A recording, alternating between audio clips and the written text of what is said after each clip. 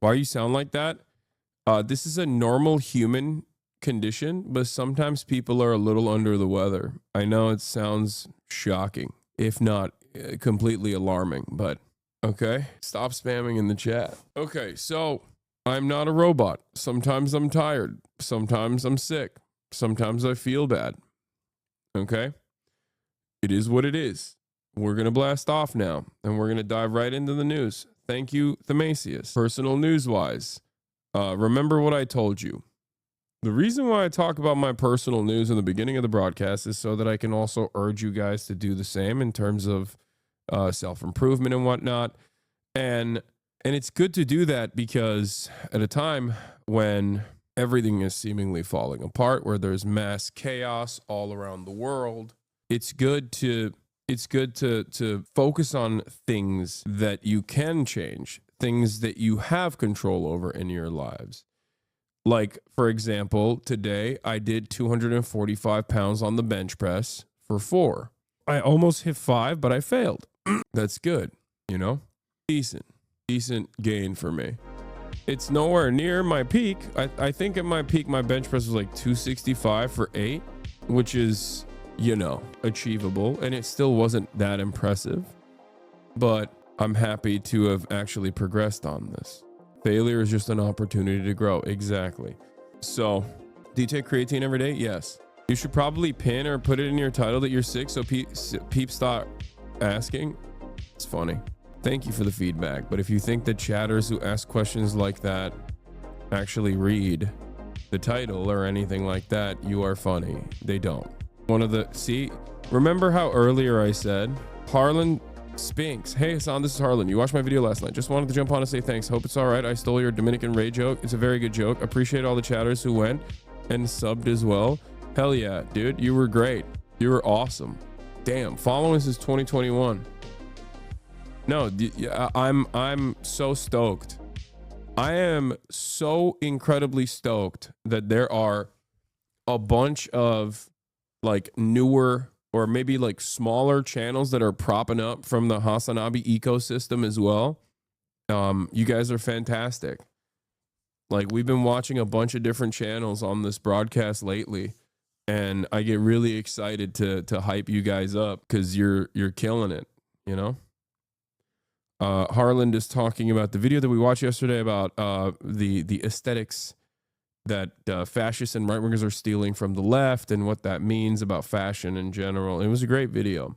Oh my God, every single fucking person. Maybe I should stop reading chat. Every single person is just like linking shit to me. All right, I'm not going to start off with Israel-related stuff because I don't want to dive into it yet because it's too much, okay? It's too much. I'm not going to get into it first with Israel related with the Israel stuff today, okay? I'm going to obviously talk about it. Israel killed Hossam, and Israel killed 2 journalists yesterday.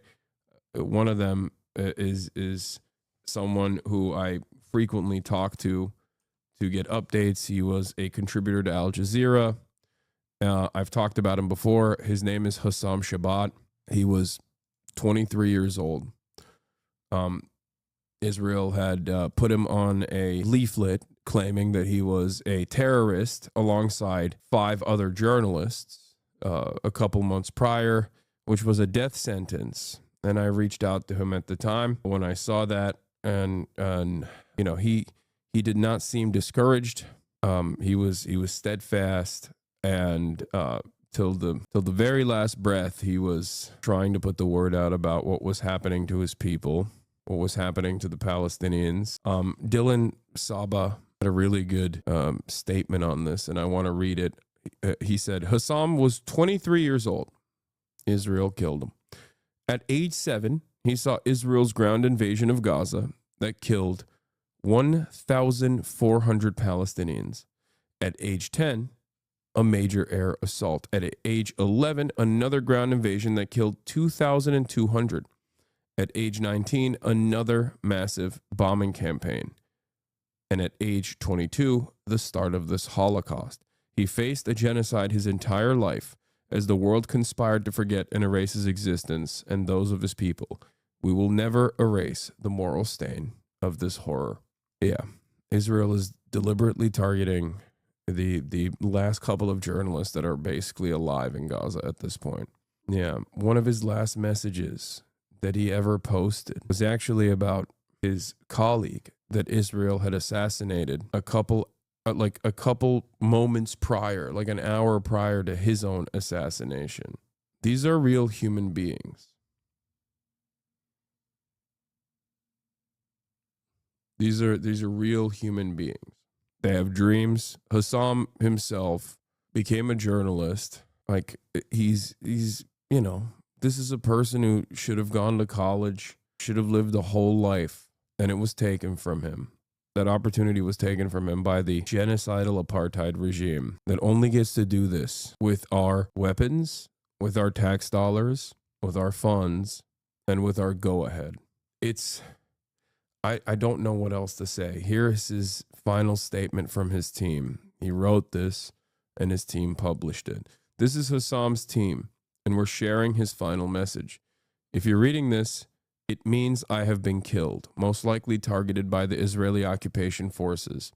When all this began, I was only 21 years old, a college student with dreams like anyone else. For the past 18 months, I have dedicated every moment of my life to my people.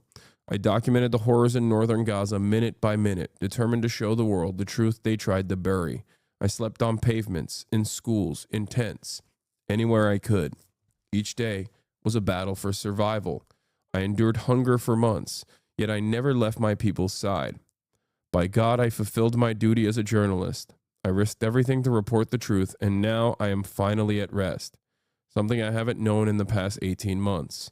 I did all this because I believe in the Palestinian cause. I believe this land is ours, and it has been the highest honor of my life to die defending it and serving its people. I ask you now, do not stop speaking about Gaza. Do not let the world look away. Keep fighting. Keep telling our stories until Palestine is free. For the last time, Hossam Shabbat from northern Gaza. He was one of the few remaining journalists in northern Gaza as Israel shut off the Netzarim corridor and decided to starve out the northern Gazan population leading up to the ceasefire. He was one of the only people who was able to give others information on the accelerated genocide that was taking place in northern Gaza. Yes, I know about Ballal as well. I'm going to talk about it as well. You guys don't have to fucking literally link everything. I know everything that's going on. I know. Let me finish talking about this. Listen, I don't know what else to say. I mean, this has happened so many times. It's just crazy to think. Like I was supposed to bring on, I was supposed to bring him on the broadcast, and I had legitimate worries that having him on the broadcast would put even additional crosshairs on him. And I didn't want to, have any responsibility for that. And Israel went ahead and killed him anyway. It's just insane to think about that. It's insane that this is a calculation that people make. He also was a contributor to Drop Site News alongside Al Jazeera as well. So yeah, rest in power, Hossam Shabbat. I'm glad that at least he's now finally found peace. On the other hand, I do want to show you something more positive. If you want to understand the impact of someone like him, like a kid himself, if you want to understand, I just want to show you this. Here's Hossam in his car, in his press vest, talking to a Gazan kid.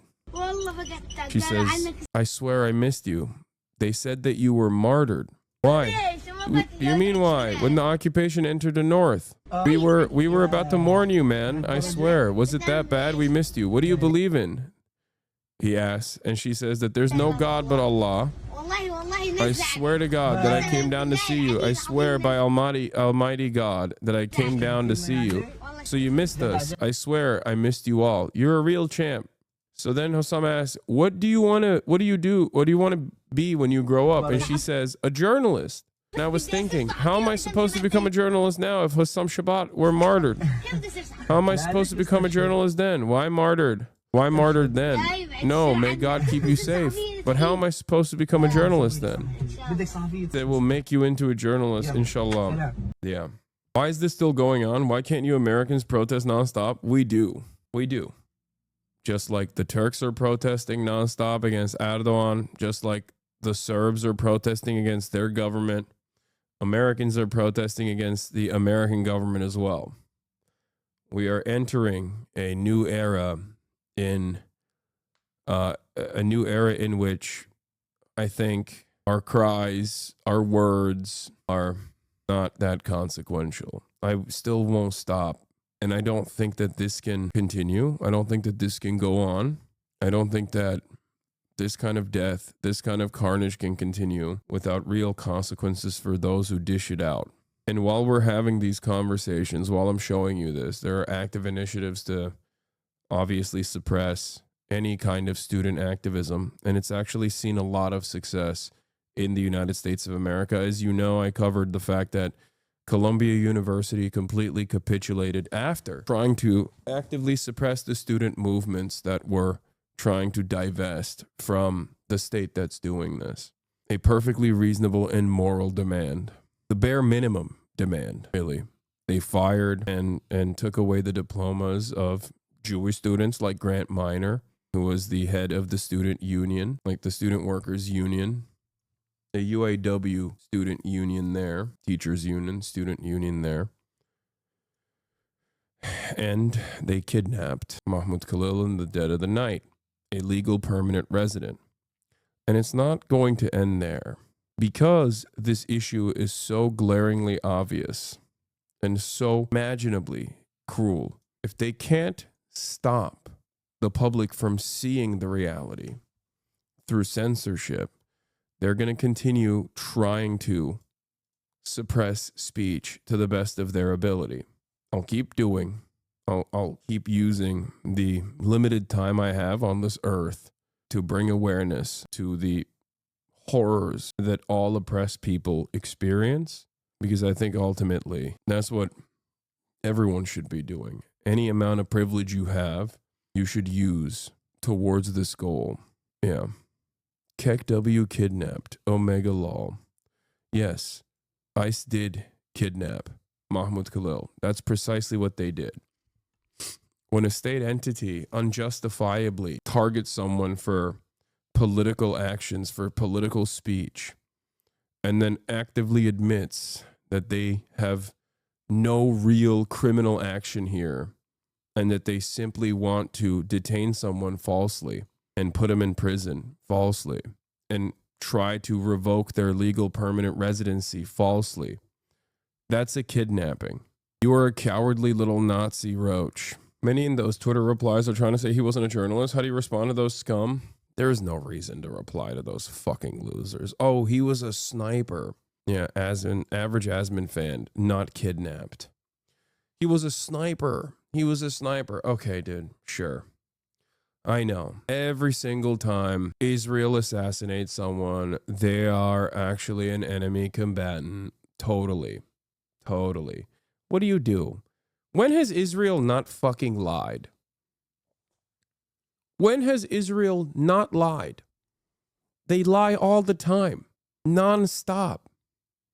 This person was a credentialed reporter who was a contributor to Al Jazeera and numerous other outlets. Israel has never told the truth. That's it. And its defenders have nothing. They have no morality. Why do they keep saying you are a Nazi? I don't get it. What? I think some of you guys are very stupid. I'm sorry to say this, okay? They're saying I'm a Nazi because I'm criticizing Israel, which is the real Nazi regime of modernity, okay? It's that simple. They falsely conflate Israel with Judaism and say any sort of criticism of one of the most powerful fucking states that is backed by the most powerful state on the planet to do unlimited genocide upon a captive population of indigenous people to the land.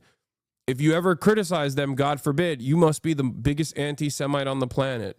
Why? Why do you entertain any of this? Okay? Why do you entertain any of this? Powerful entities always claim victim. They always do. It's normal. You don't have to listen to the lies that people tell and then take it at face value. Okay? That's it. Yeah, I can't believe that people who are fully on board with a genocidal Nazi state are calling me, a person who's against that, a Nazi. Wow, I can't believe that. People who are pro-Israel are just being fucking insane and calling out every critic of Israel with the hopes of suppressing their speech. Well, this must be news. This is some real new shit right here. Real new metas right here. Stop entertaining this dumb shit. Yeah. Israel bombed a hospital yesterday and then said that there was a Hamas politician that was getting treatment there. They fucking bombed the hospital. They killed a bunch of patients. Israel blew up the last cancer ward in Gaza, which was not an action. The Turkish Friendship Hospital in Gaza. It was actually incapacitated prior. The reason why it was not an action prior is because Israel had militarily occupied the Turkish Friendship Hospital, the only cancer ward in Gaza. All of these things that Israel does with regular frequency are war crimes. That's it. They're acts of terror. They're war crimes. It's genocide. And Israel does it every day. More than 700 people Israel has killed in the past couple of days since it threw the ceasefire away. Yeah. The Turkish hospital that they blew up, they did a controlled demolition on it. As in, they used it as a military base, and then they placed explosives all around the cancer ward, the only cancer ward in Gaza that could have been operational, but it wasn't because Israel was using it as a military base. And then they did a controlled demolition. Israel also did this. That was in Gaza. Now let's move to the West Bank. Yuval Abraham of Plus 972 magazine, who was the co-director of No Other Land, revealed that a group of settlers just lynched Hamdan Ballal, who was sitting right here only a couple weeks ago, as you remember, as they were in Los Angeles because they were nominated for an Oscar for No Other Land. Settlers lynched him. They beat him, and he had injuries to his head and stomach, and he was bleeding. Soldiers invaded the ambulance he called and took him. No sign of him since. Yeah. He won an Oscar. These are not little accidents here and there. This is a deliberate effort to dehumanize and exterminate an entire population of indigenous people. Okay? Anyone who presents this to you as like, oh, well, every army has like some crazy people that get out of hand or whatever, is fucking lying to you. Either they are the stupidest people on the planet, or they're deliberately lying to you at the behest of Israel, the state that's doing this. Straight up Nazi shit. That's it. All the while, the American government is desperately trying to do everything it can to stop you from, one, seeing this truth by actively suppressing those who speak out against it, both on the political front, as and also on the platform side. They're gonna go after social media platforms. It's not enough. It is not enough that they did this to Columbia. Felix Biederman responds to Christopher Rufo of Manhattan Institute. Columbia is folding and the other universities will follow suit. They must restore the pursuit of truth rather than ideological activism as their highest mission. To earn continued public funding, they must advance the public good. This is only the beginning. To which Felix responds, I like that we're using federal resources to browbeat college students into making loyalty oaths to Israel, but we could be going further. What if you read the names of Jewish students who complain about feeling unsafe or inconceived every day on the White House lawn? This is the guy who was a cancel culture free speech warrior, by the way. Interesting how these people never actually cared about cancel culture or free speech. This is what I kept saying over and over again. These people used it as a propaganda. Are you not scared for your own safety? I would imagine that you are considered an enemy to them. First of all, yes, I am an enemy to them. Okay? I am an enemy to those who are pro-Israel. I am.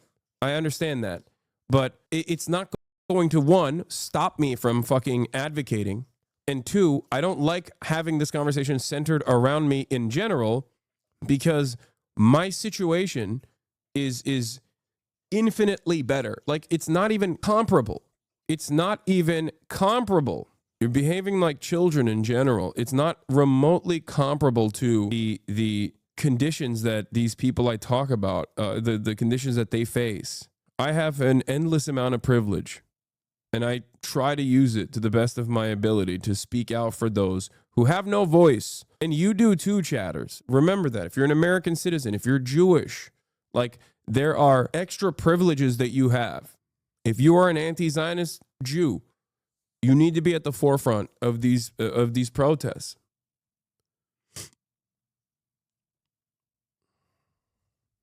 If you're an American citizen, you need to be at the forefront of these protests. We all have to play a role. Anyway, let's continue. President Trump delivered remarks with the Louisiana governor. Don't care about that. Let's start with the other country that I am directly connected to. Okay? Turkey. 5 nights of massive countrywide protests across Turkey. This is the country's largest city, Istanbul, and the demonstrations show no sign of letting up. They're angry, they're scared, and they're ready to battle. Hey, where's the Turkey video on your channel? I don't know. Don't ask me. Ask my fucking editors if they didn't upload one. Okay? I don't know if they uploaded one or not. They actually haven't uploaded any videos in the past 2 days. I don't know what's going on. The last video that they uploaded was the Trump's Diet Coke button. I don't know. They just haven't uploaded any videos, I guess. But there are plenty of videos of me talking about Turkey on different channels that upload my commentary. Yes, we're going to talk about the Trump administration being stupid.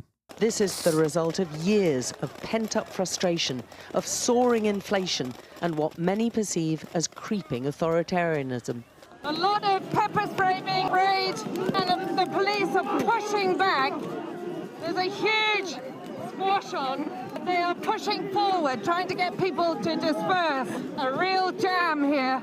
Many of those here are young and more worried about their future than the repercussions of protesting. We feel like they took our democracy, and we are trying to take it back from them. I want freedom. I want a good future for myself and for my friends, for all of the Turkey. I want my democracy back. We don't feel safe in any way right now, so we don't think that our votes count.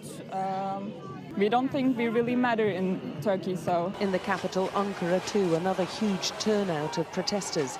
This is as much a raw demonstration against the current president as it is support for the man who wants to replace him. They are the biggest anti-government demonstrations in more than a decade. Yes, I haven't blasted off. I'm going to do it now. I'm going to do it now. For many here, President Erdogan is the only leader they've ever known. He's been at the helm of Turkish power for more than 20 years, and they see the latest arrests as an attempt by him to snuff out a significant opponent. The Istanbul mayor, Ekrem Imamoglu, is widely viewed as the most serious political rival to President Erdogan. He's a fierce communicator, demonstrating social media savvy by calmly filming his own detention from his walk-in closet, whilst calling on his followers to defend democracy. We are facing a big oppression, he's saying, and called his arrest on corruption and terror charges a political coup. That's an accusation that's fiercely denied by the Turkish president, who accused the opposition of trying to create chaos and warned it wouldn't be tolerated. Days of going out into the streets, taking left-wing organizations, extremists and vandals with you, and threatening the national will are now behind us. Millions of people turned out to vote for the Istanbul mayor as the opposition party's nomination for president, an election not due till 2028, even as he was jailed ahead of a trial, along with dozens of his staff and municipal officials. The voters kept on coming in record numbers, despite the mayor also facing a separate set of charges of aiding a terror group. Yeah, notice how it's very one note. It's always, oh, you're aiding and abetting a terror group. It's the number one trick.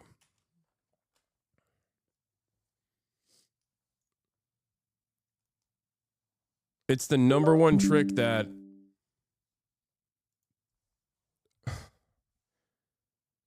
authoritarian rulers love applying. Also, I'm seeing a lot of fucking dumbasses in the chat being like, is the mayor of Istanbul pro or anti-Israel? There is no one in Turkey that is more pro-Israel than Recep Tayyip Erdogan, okay? I know you read some dumb fuck on Twitter being like, oh, the Istanbul mayor is actually super pro-Israel and Erdogan is super anti-Israel, like, or whatever kind of silly-ass fucking pro-Erdogan propaganda that you're reading. You are a dumb fuck, okay? You are dumb. You are a dumb person. Stop reading random shit on Twitter and then believing it 100%. Okay? Jesus Christ. There are literally people who think Erdogan is the great defender of Islam and the great defender of Muslims around the world, the number one defender of Palestinians, when Erdogan and this administration in Turkey still is responsible for sending unlimited energy to Israel through Azerbaijan and also consistently have done trade through Erdogan's own son's shipping company to Israel, even after Erdogan aesthetically claimed that there would be a full tilt BDS, full tilt boycott, divestments, and sanctions movement on Israel. He established that because everyone was yelling at him, and then he kept sending ships to Israel. He is still doing trade with Israel. They just keep changing the the final destination of the ships. They claim it's going to Palestine when it's not. It's just going to Israel. Okay? Erdogan saying something and Erdogan doing something are entirely different. You have to look to what he is doing rather than what he is saying. This has always been the case. In President Erdogan's Turkey, protests have often been swiftly crushed and challenges to his authority met by crackdowns and arrests. The country is waiting to see what happens now. And there is virtually no politician. There is virtually no politician in Turkey that is like pro-Israel, okay? Openly pro-Israel, at least. Turkey as a nation state is super anti-Israel. Turkey, on the other hand, is a NATO nation state. Turkey is under the NATO banner. Turkey is a NATO country. Turkey is the second largest standing military in NATO. Turkey has American nukes. Turkey has American nukes in the Incirlik base in Turkey. Turkey has missile systems initially during the Cold War that were directed at the USSR. This is how the Cuban Missile Crisis started. It's ridiculous to assume that this country would not be pro-Israel in action. How their president is going to deal with this palpable discontent. Alex Crawford, Sky News, Istanbul. Well, the European Union has called on Turkey to... Recep Tayyip Erdogan is turning Turkey into a... This is the funniest thing. Like, Israel Katz and all these people in Israel are so stupid that they think that Recep Tayyip Erdogan is like anti-Israel, right? So they're complaining about Recep Tayyip Erdogan. They're saying like, oh, he's an Islamist. He's an Islamist. He's turning Turkey into an authoritarian Islamist nation. And it's kind of funny that they're saying this because they themselves are so stupid that they don't understand the dynamic between Erdogan and Israel, I guess. Or they're deliberately doing it in an effort to give Erdogan some ass covering, I guess. Also, here's the blast off tweet. I forgot to spam it so that you can let people know that I'm live.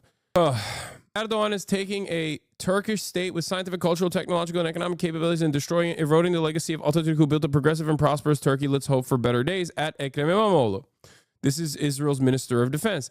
Ekrem İmamoğlu's account responds and says, I am returning your statement, which insults the flag of the Republic of Turkey and the president as it is. We have no need to receive lessons on democracy and law from those responsible for the suffering and deaths of countless innocents, including children. Yes, a brighter future is indeed possible when Palestine is free. There you go. If you think that like any fucking popular Turkish politician is going to be like, yeah, I love Israel, you are deluded. You don't know anything about Turkish politics. You're out of your freaking mind.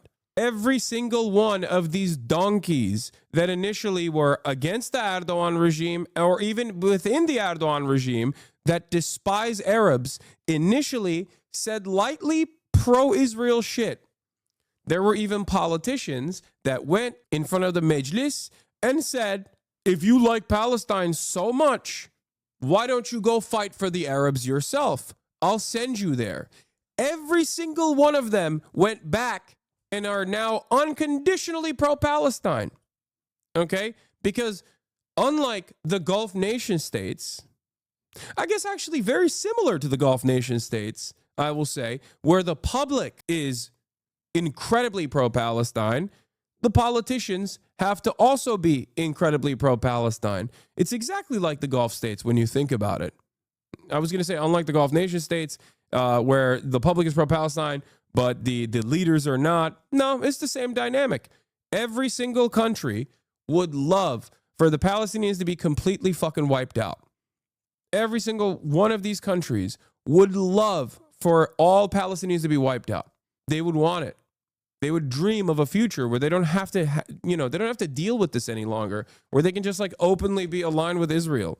But the only reason why they have to maintain, at least on the aesthetic side, this anti-Israel posture is because their population will overthrow them. Okay? Whether they be the Gulf nation states or whether it be whether it be monarchies or whether it be an authoritarian leadership under the Erdogan regime. If they were to just actively say, fuck you guys, we love Israel. They're a Western nation. We want to be a Western aligned nation. Shut the fuck up. They're giving us the best weapons of all time. I love these security contracts. And if they were open about their desires, if they were open about their loyalty and their interest in developing security agreements with Israel, they would get assassinated.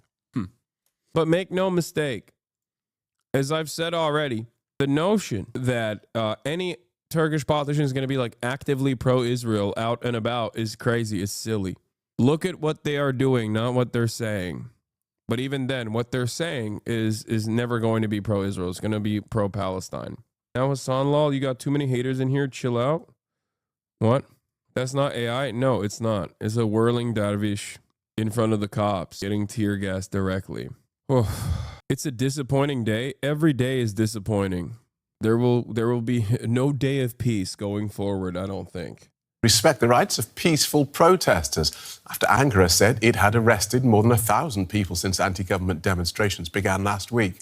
Tens of thousands of people returned to the streets across Turkey on Sunday in defiance of a ban on rallies. They're angry about the arrest of Ekrem Imamoglu, the mayor of Istanbul and a key political rival of President Recep Tayyip Erdogan. Demonstrators accused the Turkish president of trying to remove a major political opponent ahead of elections in 2028. Mr. Imamoglu was taken into custody pending trial on corruption charges. With more protests in major cities expected, DW has been hearing from people on the streets of Istanbul. Justice must be served. It cannot be this way and it cannot continue like this. But we don't know what to do either. Everyone is conflicted right now. They don't know what to do, they don't know how to act. If I go to a protest, it's a crime. But if I don't, it's a problem. Support for Imamoglu will increase. Instead of going to prison, he's on the path to the presidency. A man who committed no crime in prison. If he had committed a crime, then fine. You know, President Erdogan went to prison for 3 months in 1999. Imamoglu is on this path right now. We will protest like this. We can do it without breaking things left. Why is Erdogan doing this now, 3 years out from the election? Because he has... God. This is why I wish my editors actually posted a Turkey video, because I talked about it, and this is like the 8th time I'm talking about it. This is the one, 2 reasons. One, because Imamoglu said he was going to run, he was going to announce his candidacy for the presidency. Okay? That's number one. Number two, this is the maximum amount of support that he has from Western leaders. He did this because right now, this is the tippy top. He is never going to, I mean, who knows what happens in the future, but like as of this very moment, up until he did this, he was at the tippy top of foreign policy support, like foreign leadership support, with what he did in Syria, fucking over Russia, even though he's always had a will they, won't they with Russia, just completely undermining Russia in Syria and allowing his, allowing his forces alongside NATO-trained forces alongside HDS to overtake the Syrian government, which was a massive benefit to Israel. That instability was a massive benefit to Israel. That instability was a massive benefit to Western interests in the region, which will inevitably thwart Syria back into the throes of civil war. But that was done virtually entirely with Erdogan. Then Erdogan turning around and posing alongside, with the instability caused by Donald Trump, Erdogan posing alongside Zelensky and saying, we will defend you no matter what with our standing military. We're the second largest standing military in NATO. That was another massive, forceful, authoritative moment for Erdogan. He has a lot of clout right now in the Western world. He has always been very clever at foreign policy, always. And I don't mean that that's a good thing, just so you understand, make no mistake. He's just always been a very clever foreign policy guy, but that usually means very brutal, okay? If you noticed, there have been, even with this level of political repression, I have yet to see Western leaders actively come out and be like, what are you doing? Stop this, please. Normally, under different circumstances, the American government has levers to pull, right? A lot of these guys are very corrupt. Erdogan especially is like, him and Vladimir Putin are Olympic level corrupt. Erdogan, I've said before, has single-handedly almost used the Turkish government, an entire government, and all of its wealth as his own personal wallet. Rarely do you ever have a singular force be responsible for the dire economic situation in a country. Rarely. And it's still not entirely in the hands of Erdogan, but it's close. This is one of the few unique instances where, like, his own corruption, like the way that he runs the government for the past 22 years, is unironically a major part of Turkey's economic demise. Think about that. Think about how much power one person has. It is crazy. So, yeah, I said it's like what people think North Korea is. Exactly. Modi is a good example, but I don't know enough about the minutia of Indian politics. But yeah, you are right. Modi is a really good example, I think. It's a really good analog. I mean, yeah, everyone is becoming more and more, everyone's becoming more fascist. Everyone's becoming more comfortable in their authoritarian tendencies. It's, countries are becoming more reactionary in general. Do you think him overcoming the CIA-backed coup has anything to do with clout in Western politics? No. That actually solidified support for him. That was the most internal support he ever had.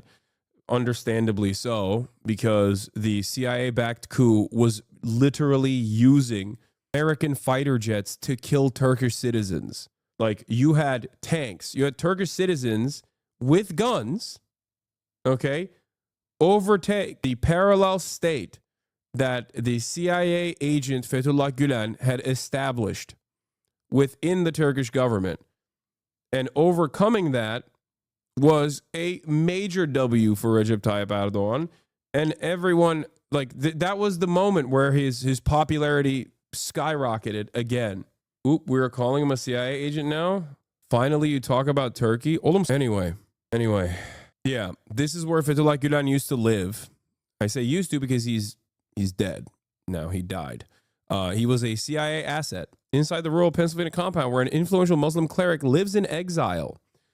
You can also tell he's a fucking CIA asset because the Washington Post is writing about him in such positive terms, okay? This was the modern version of Wahhabist influence, okay?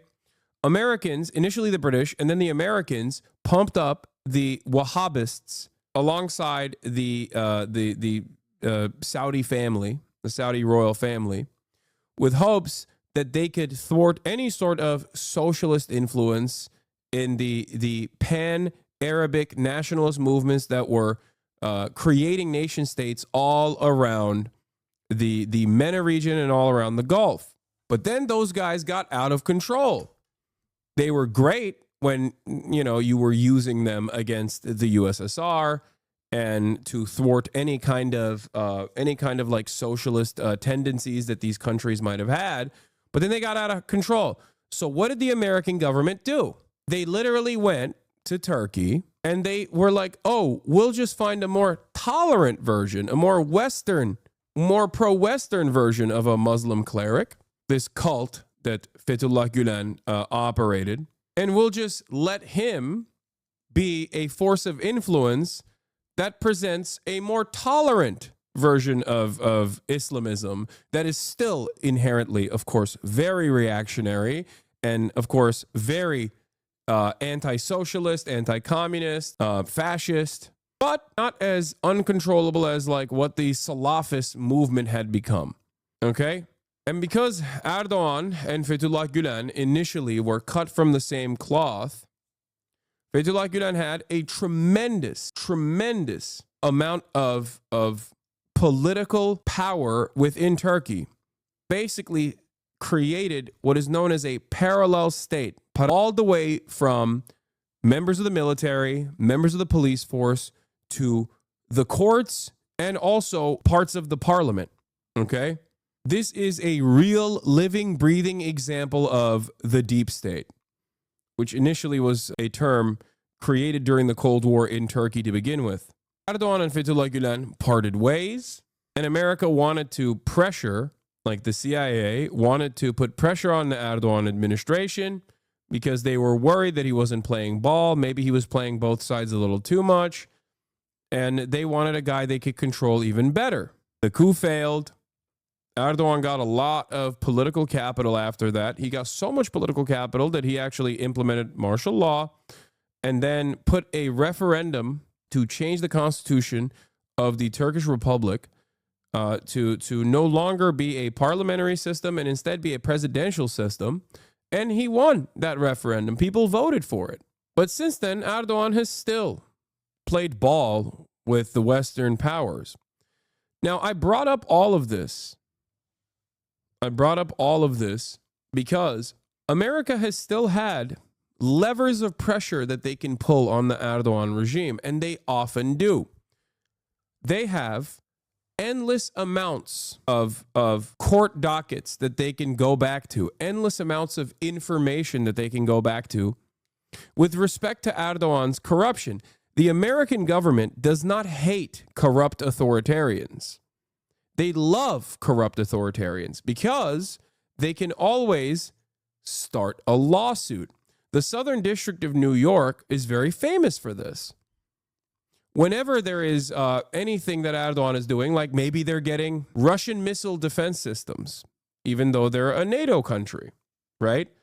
Maybe they're getting Russian missile defense systems, new ones, while simultaneously they are a part of the F-35 program, both on the manufacturing side, and they're slated to get F-35 fighter jets from the United States of America. Well, you can't have Russian missile defense systems and F-35 jets operate on the same platform, and then, because then, you know, Russians will take that information and have better missile defense systems against F-35s. So whenever something like that happens, as Erdogan plays both sides in an effort to come out on top, the American government will just pull one of the levers of pressure that they can. They'll just turn around and open up a court case to one of Erdogan's 500 different corrupt holding groups. And that's precisely a mechanism of control that the American government loves to use to pressure corrupt authoritarians, okay? Just so you understand. Yeah, they fuck with his bag, if you will. Because if you have a lot of weaknesses, if you have, if you're an outwardly corrupt authoritarian, then the American government can just so easily be like, oh, you don't want to play ball? Okay. Well, we are going to seize all of your assets. And then they'll quietly pack up those court cases as soon as Erdogan plays ball. Okay? So, no, this is why I need people to understand. This is why I say no country operates on this planet without thinking about how America will react or how the Western world will react, even though the Western world is basically just the United States of America for the most part, at least until this last Trump administration. That allegiance is like kind of crumbling a little bit. It's probably on its last breath. So that is the reason why Recep Tayyip Erdogan is using the political capital it has in the Western world right now to do this, to eliminate a very popular political opponent. That's it. That's why it's happening right now and not 3 years down the line when the election will happen. He's trying to pack it up because this is the most opportune moment, because this is the highest amount of clout that he has in the eyes of Western leadership. He knows his influence domestically has fallen apart after decades of hyperinflation, which even his expansive welfare programs are not able to keep up with. And the people that are not recipients of these expansive welfare programs, because they're not a part of the party apparatus, are understandably getting poorer and poorer and more angry, more resentful. So he has to do something about like a viable opposition. And right, without harming the security forces by using our democratic rights. Shouting and screaming, breaking things is not the solution either. Our correspondent Dorian Jones is also in Istanbul. Welcome, Dorian. President Erdogan addressed this unrest at a cabinet meeting today. What did he say? Yes, he came out with a very tough speech after his cabinet meeting, saying that describing the unrest as a movement of violence. He went on again to accuse the protesters of being street terrorists, and then attacked the leader of the opposition, Özgür Özel, for accusing him of inciting and provoking this unrest. He also spent some time on defending the prosecution of the Istanbul mayor, Ekrem Imamoglu, which triggered all of this unrest, saying it had revealed a conspiracy of treachery and of theft. He then went on to say that it is underlined that the opposition were unfit to hold any power, even a street buffet. So very, very tough rhetoric from the president, and an indication there's going to be no stepping back from the robust approach towards the protesters that's going on as we speak. OK, so no stepping back from the authorities, but the demonstrators don't seem to be stepping back either. We're up for a sixth consecutive night of demonstrations in Istanbul and elsewhere, despite this government ban. Are they likely to keep going? Well, that really is the big question. I mean, ever since the unrest started on Wednesday, following the arrest of Imamoglu, the protests have got larger and larger. For the people who are asking, do you personally think Imamoglu would be a good leader? Is he still right-wing like Erdogan or a liberal like Kemal? He is a liberal. He's a social democrat. And I'm sure that he would also do a bunch of corruption if he were ever to get power. The difference, however, is that there is no way for him to physically be as corrupt as Recep Tayyip Erdogan, which is precisely the reason why it's still the preferable outcome here. It's no different than having a conversation about like who gets to lead Gaza, right? Who gets to be the political authority in Gaza. These sorts of conversations, I think, ultimately are silly. It's like, yeah, no, he's not my favorite politician. I mean, he is pretty good overall, but it's just like there's nothing. It's not a Harris versus Trump. No, it's different. No. This is not like a Harris versus Trump situation at all.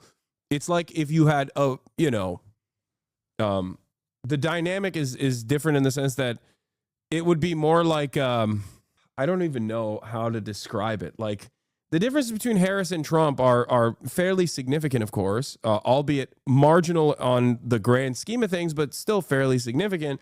But Gulen is the GOAT. Fuck Erdogan. Okay, dude. Dumbass. Yeah, he's dead. So, yeah, it'd be like maybe like a Waltz versus Trump, but even then. Oh shit. Like this is not a this is not like marginal differences.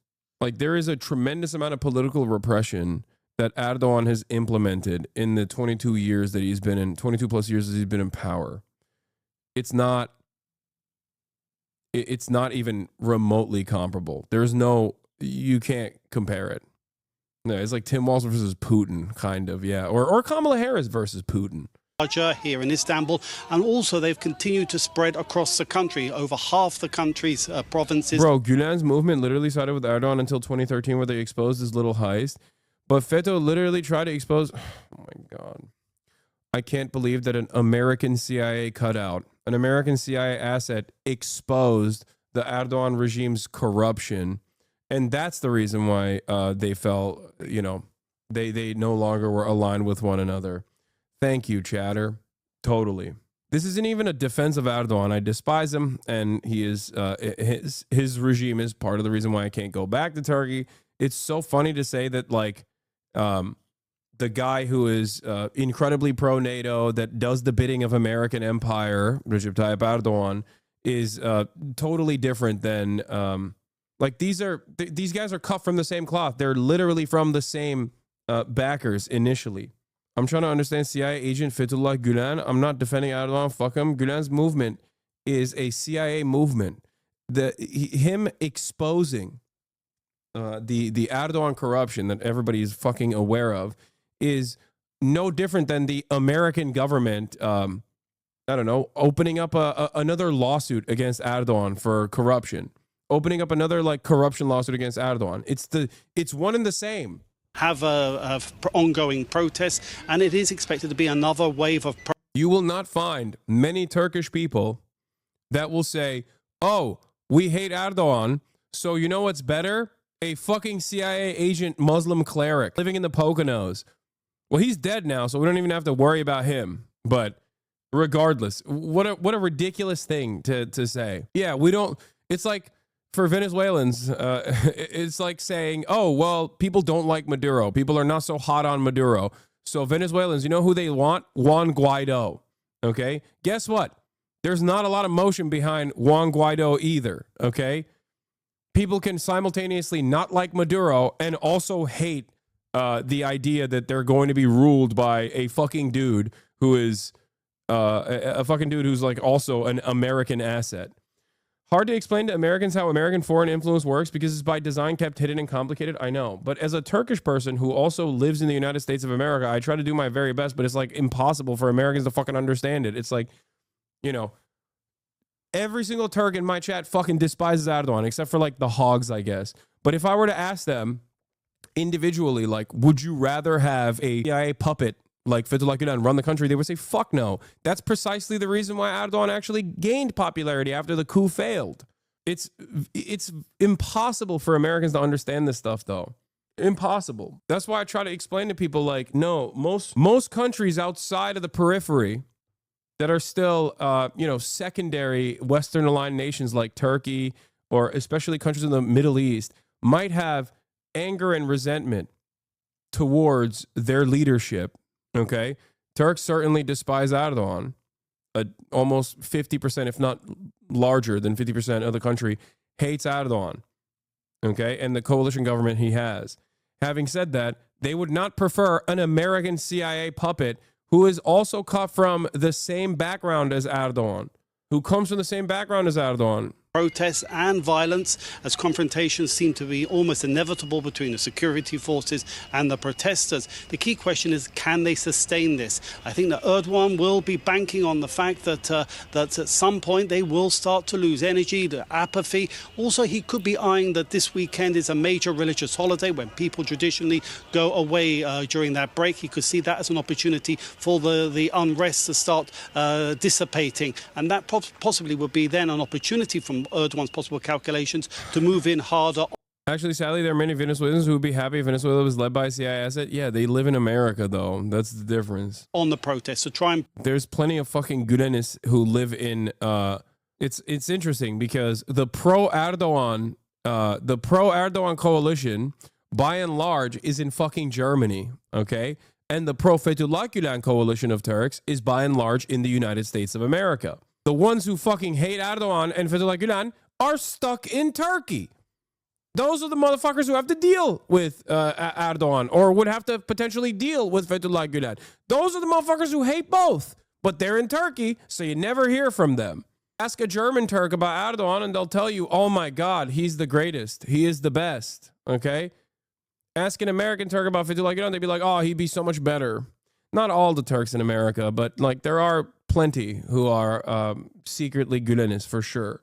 Ask a Turkish person living in Turkey, unless they're a fucking Erdogan hog, okay, they're going to tell you very quickly that they despise both Fethullah Gulen and Recep Tayyip Erdogan. Evet, AKP'ciler. Break them up. For now, at least, in spite these bans that have existed. I don't think many of the Gülenist Turks see Gülen as a potential leader for the Turks. I don't think they realize it's a CIA-backed government movement either. Yeah, they despise Gülen for the same reasons that they despise Erdogan, because Gülen and Erdogan come from the same group. It's the same movement. Yes, they parted ways, but it was initially the same movement. There are a lot of the people that are in this anti-Erdogan coalition. Turkish politics is interesting, okay? The Kemalists are by and large liberals, okay? A lot of the socialist movements in Turkey, a lot of the workers' movements in Turkey are backed by the pro-Kurdish movements. So in terms of like permissible politics in Turkey, in terms of like popular support and popular mobilization, a lot of that is done against the government on the boundaries of liberalism. And many of these liberals find themselves to be like European-style Turks, okay? They despise Erdogan because of his Islamist conservatism, and they think Recep Tayyip Erdogan, understandably, because Erdogan has done this, they look at Erdogan and his movement as like a disgusting, backwards, regressive movement, which it is, to be fair. They think it goes against, they think Erdogan is going against the Kemalist principles of like liberal, secular Turkey. Much like my criticisms of the Democratic Party in America and liberals in America, I have criticisms of the Turkish liberals as well. It's hilarious comparing Trump to Erdogan. Trump could have never outmaneuvered Kemalists like Erdogan did after 2011. No, that's fair. Yeah, no, you're absolutely right about that. Damn, Ninjammer, why the fuck do you know that? That's surprising. Are you Turkish? His first 2 terms as PM, he tried to portray himself as pro-democracy to avoid getting on the Kemalist radar. It's crazy how much that guy can lie and get away with. Yes, the joke in Turkey is that he's a fucking chameleon. Recep Tayyip Erdogan is everything and anything at any moment, okay? One day he is a pan-Turanist who says he's going to unite the Turkic Empire, okay? The other day, he is the leader of the Ummah, and he's going to restore the caliphate. The next day, he's Israel's strongest soldier, quietly, while simultaneously saying, fuck Israel, Netanyahu is a Nazi. Yeah, Recep Tayyip Erdogan rose to power as a pro-European reformer who, unsurprisingly, and I literally covered this when I was working as an intern at Bloomberg in Turkey, ironically enough, he rose to power by privatizing state-owned enterprise.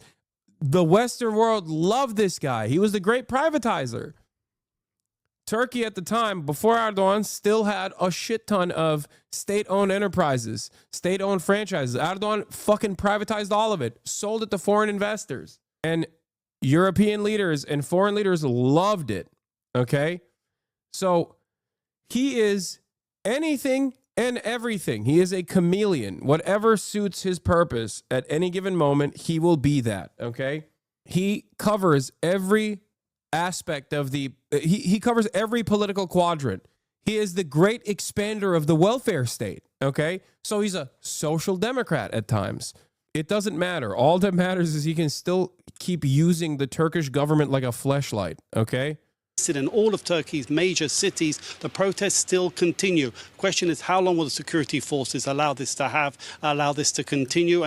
But for Erdogan, the calculation will be of a further crackdown, risk a further escalation in the protests. A difficult situation the president's in.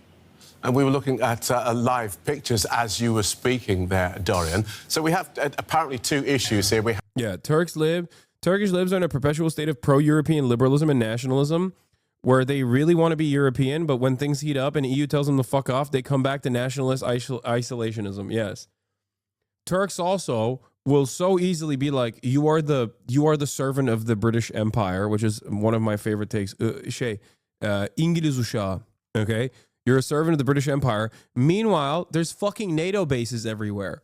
Like, they will say, I am simultaneously a Fethullah Gulen supporter, but also gay because I paint my fingernails.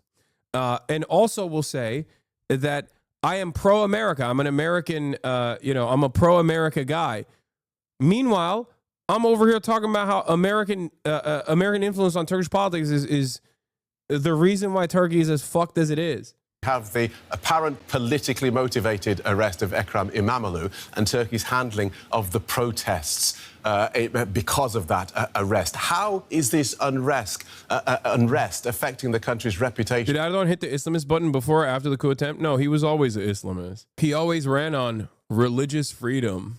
Okay, that was his shtick. He was like pro-European, pro-capitalist, pro-abolishing state-owned enterprises, but he also built his base. Dude, there are so many parallels with Trump, okay?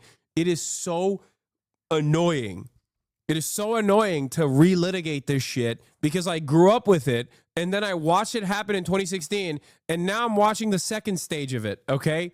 When he came to power, he had to develop a base of support. That base of support came from all around the country of Turks, Muslim Turks who felt like they were being oppressed by the laïcité, the secular, the forcible secular values implemented in the Turkish constitution, okay, under the Kemalist revolution.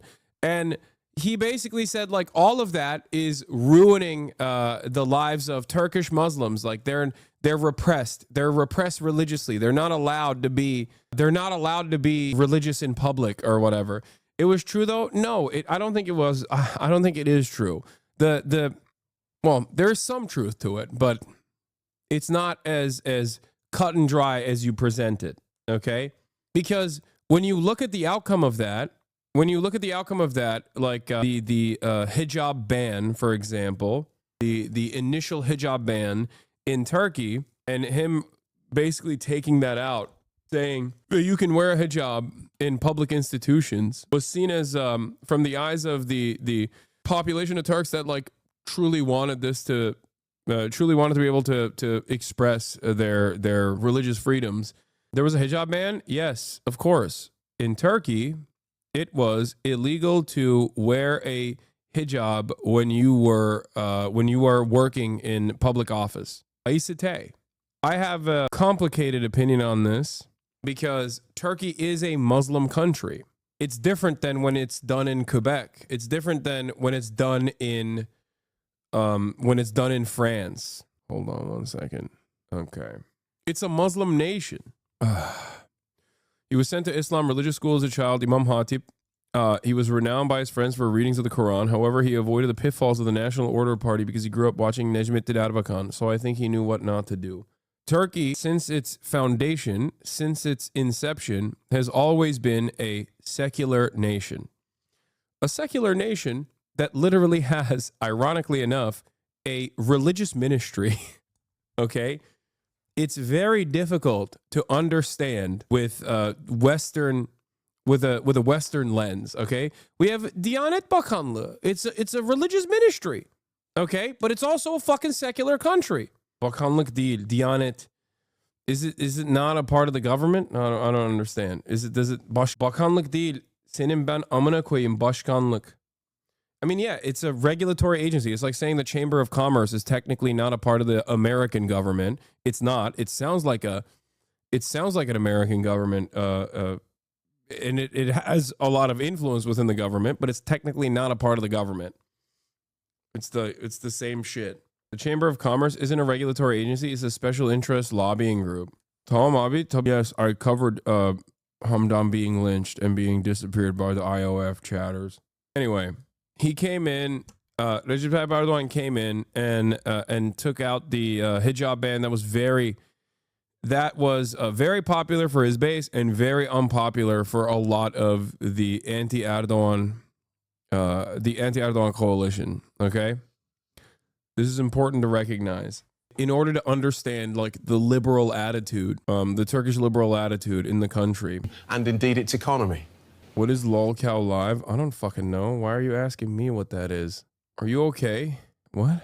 Well, that really is a question that people will be asking. I mean, there has been growing criticism, particularly from the European Union, which has been voicing concern over the handling of the protests, as well as the arrest and imprisonment of Ekrem Imamoglu. But it has to be said that the influence of the European Union has very little these days, given the fact that...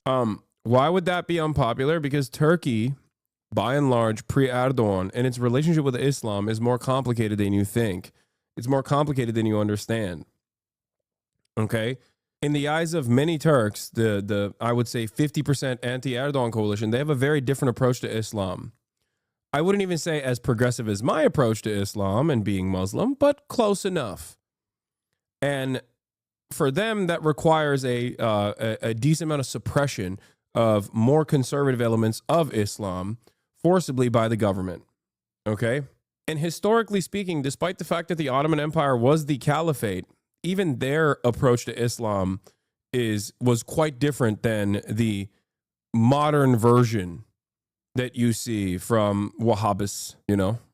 It is significantly less tolerant now. The example I will use is the 18th century reforms that came in Turkey that literally decriminalized anal sex, okay, and homosexuality and homosexual behavior far before Europe ever even approached the subject matter. And that was done as a response. And even before then, it wasn't that, even then, it wasn't, Tanzimat. So it was, it's a very different attitude from a, predominantly Muslim country towards its own expression of Islam. Most of the Turks are Muslim as much as you are. They're just unaware deists. Yeah. Ironically enough, I think that there was a lot of response that divided the country with Erdogan's religious freedom movement, where that created a counterculture against that sort of thing. Turkey's largely given up on the idea of being a member of Europe, although President Erdogan today said that European Union cannot survive without Turkey. And I think he was looking to the fact that Turkey has the second largest army in NATO, and Europe is increasingly looking to its own resources to defend against the Russian threat. So Erdogan believes he has more leverage over Europe than Europe has over Erdogan. But I think the one Achilles heel, or the one thing that major concern for Erdogan, will be the economy and the financial markets. Ever since the arrest of Imamoglu, there has been a vast exiting of foreign investors, and the central bank has been forced to spend up to $30 billion defending the currency. How long they can sustain that is a key question, and that will be a concern on Erdogan, and probably a factor that he really will want these protests to come to an end. For the protesters, they see that as an opportunity to put further pressure on Erdogan over the imprisonment of Imamoglu. Thank you, Dorian. DW correspondent Dorian Jones in Istanbul.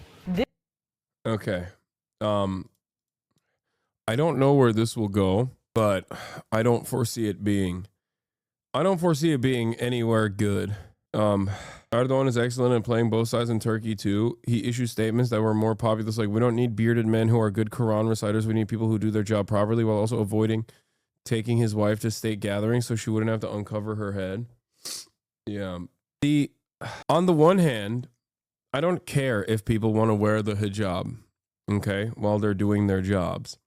On the other hand, in Turkey, the expression of political Islam being brought to the forefront is not just about people getting religious freedoms to wear the hijab, but instead all of the accompanying forms of suppression that move Turkey away from being a secular or socially progressive nation. That's the problem. That's why I say it's complicated, okay? That's it. It's like in the United States of America, Christian nationalists coming to power and saying, we have to do religious freedom. That's what Trump said, right? We have to do religious freedom for the Christians in this country, the Christians in this nation. We got to do religious freedom for them. And that religious freedom is not about like closing fucking, it's not about like, it's not about offering Christians the freedom to be able to, do Christianity in public. They literally can do that, okay? But instead, it's more so to suppress whatever Christians have decided is anti-Christian, like gay people, trans people. That's it. Is there a rural-urban religious divide? There used to be, not anymore, because all the urban parts are very religious as well. There's just a 50%, a 50-50. Anyway, let's move into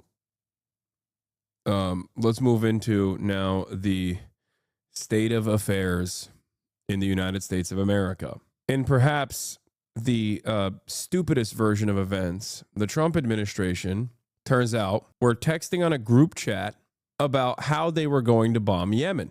And they accidentally added the Atlantic's very own Jeffrey Goldberg into the group chat.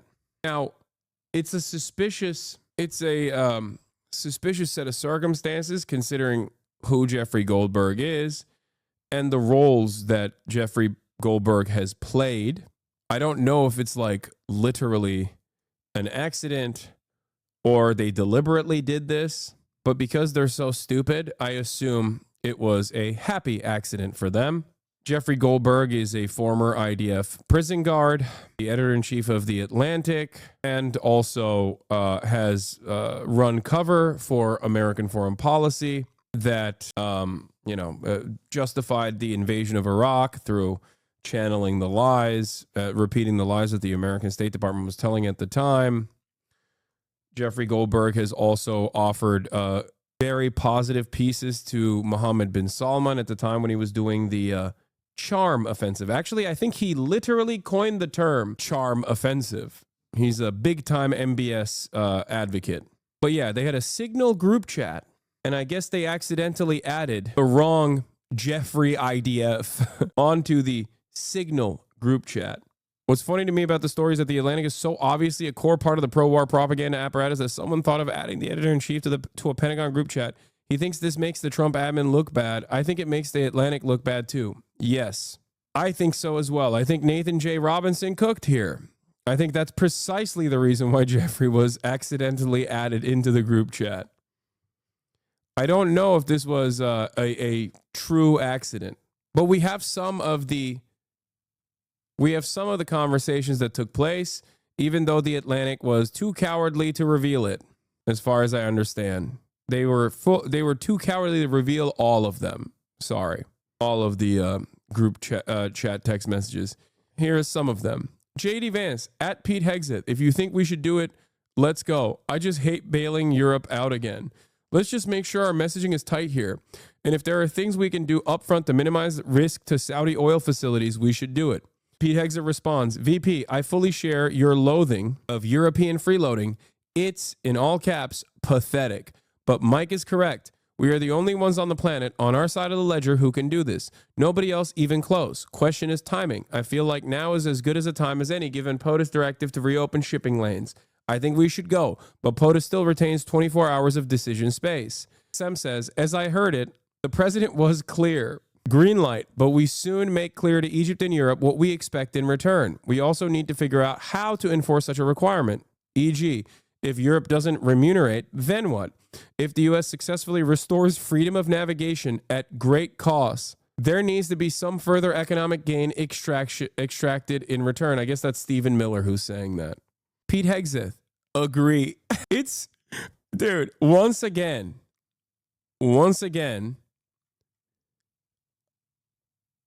I find it so strange when this administration, due to its sheer incompetence or lack of interest in sheltering you from the truth because they have a fuck you gonna do about it attitude about it all, have revealed America's intentions that leftists like myself talk about all the time, and then everybody yells at me and says I'm a conspiracy theorist. It's hilarious that this has happened virtually every week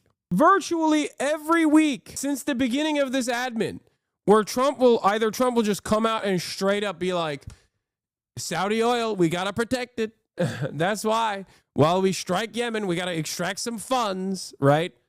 Or even in text messages like this, they're just so incompetent. Now, like I said, I don't know if this is truly an accident, but here are some more chat logs.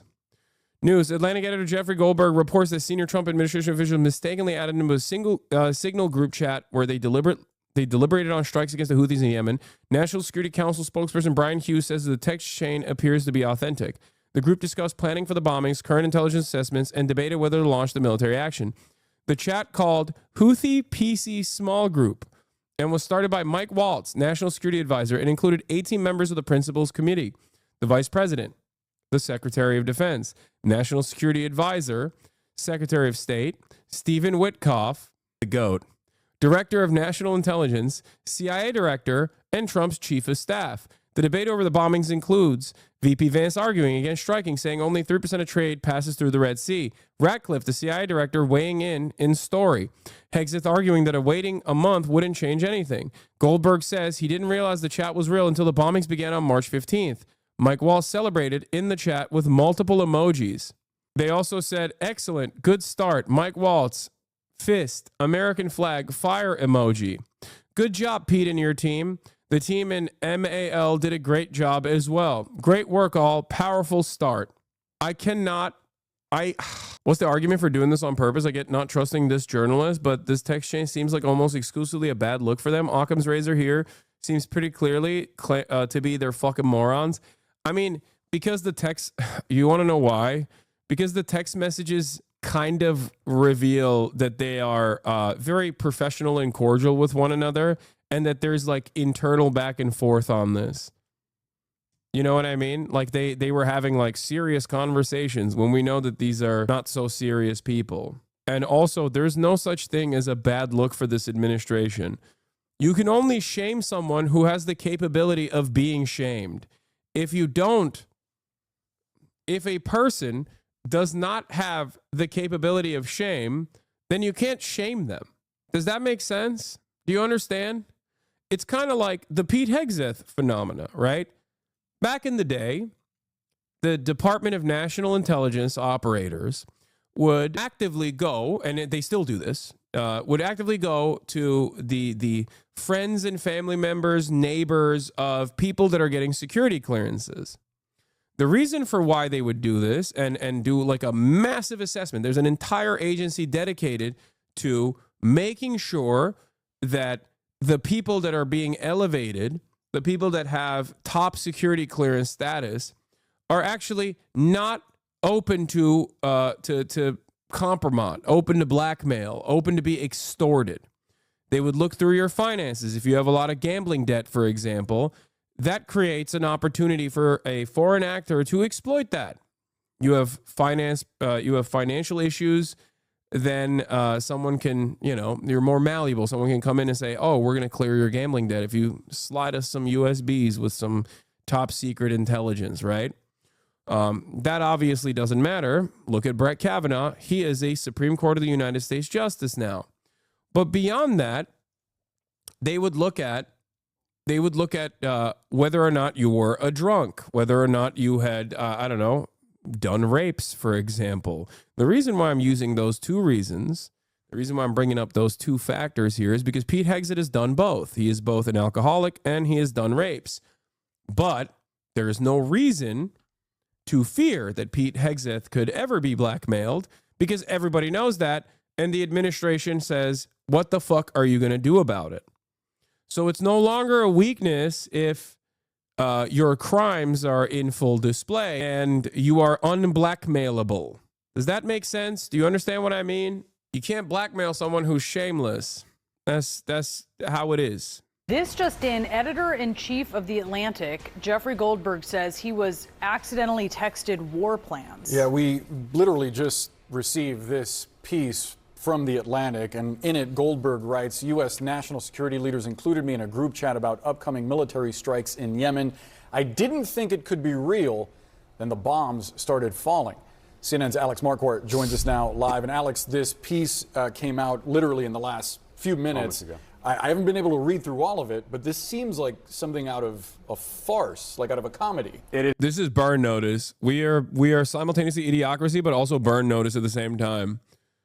The Burn Notice was a documentary to begin with, though. So, yeah. It's just stunning on so many different levels. And I understand why Goldberg didn't believe it was real, because it is just shocking in several different ways. Goldberg was added to a Signal chat with some of the most senior national security members of the Trump administration. Signal is a messaging app that is encrypted, probably why these officials thought that they could have a discreet conversation on there. But on it, in this chat that Goldberg was a witness to, they talk about the planning for the recent bombing of the Houthis that started on March 15th. They talk about current intelligence assessments. There's a full-on debate among these officials about whether they should carry out this bombing of the Houthis. And these are conversations that could be in violation of the Espionage Act. Now, this group was started, it looks like, by the National Security Advisor Mike Waltz, who called it the Houthi PC Small Group. PC refers to Principals Committee. The principals in the administration are the senior-most officials. And among that group of senior officials, you have the National Security Advisor, the Vice President, the Secretary of Defense and of State. Well, we'll know it's real if they find a reason to arrest Goldberg. They're never. Are you kidding me? That would be crazy. First of all, why? What? You think the guy who is in charge of the Atlantic, who is a former Israeli occupying force concentration camp guard, who literally works at the behest of the State Department, is going to get arrested for this? What are you, crazy? I mean, I'm sure that they'll go after members of the press. They certainly will. But I don't think they're going to start with the Atlantic. The director of national intelligence, the CIA director, Steve Witkoff, the special envoy, the chief of staff to President Trump, and the list goes on. There are 18 of them. So there's this debate over whether the U.S. should go through with this bombing of the Houthis. Vice President Vance is actually arguing against it, saying that just 3% of trade goes through the Red Sea, which is where the ships have been targeted by the Houthis. Ratcliffe, the CIA director, he chimes in with current intelligence assessments that may be related to intelligence operations that are ongoing. Goldberg does not print that because, of course, that, among so many other details in this, are so highly classified. Hegseth, the Secretary of Defense, he chimes in saying that waiting a few weeks or a month wouldn't fundamentally change the calculus. And he notes, interestingly, that if this leaks, we look indecisive. Of course, it would eventually leak. Now, keep in mind, as they're having this discussion, Goldberg is watching all of this unfold, and he doesn't know, again, whether it's real, but he would quickly learn that it was. On the morning of March 15th, which is the day the bombings began, Hegseth, the Secretary of Defense, posted a team update at 11:44 in the morning saying the bombings were about to start 2 hours later. And in that message to this large group, again, including Goldberg, he posted operational details about these strikes that were about to happen, information about targets, about weapons, and the attack sequencing. 2 hours later, the strikes started. Goldberg looked up on Twitter, and he started to see explosions happening in Yemen, and that's when he knew it was true. And that's when these officials essentially started celebrating. You have John Ratcliffe, the CIA director, saying, "A good start." Mike Waltz, this National Security Advisor, responds with several emojis, as does Steve Witkoff, with 2 hands praying, a flexed bicep, and 2 American flags. So everyone approving of what just happened and celebrating. The National Security Council has not pushed back on this at all. They said that this chain was in fact real. Brian Hughes, the National Security Council spokesman, says this does appear to be an authentic message chain. They are looking into how and someone was inadvertently added, how Goldberg was added to this chain, and he tries to spin it as a demonstration of the deep and thoughtful policy coordination between senior officials. So no pushback from the White House in terms of the authenticity of this. But again, this may violate the Espionage Act. Jeffrey Goldberg and his colleague Shane Harris, who's an intelligence reporter, spoke with several lawyers who say that it may have violated the provisions that govern the handling of national defense information.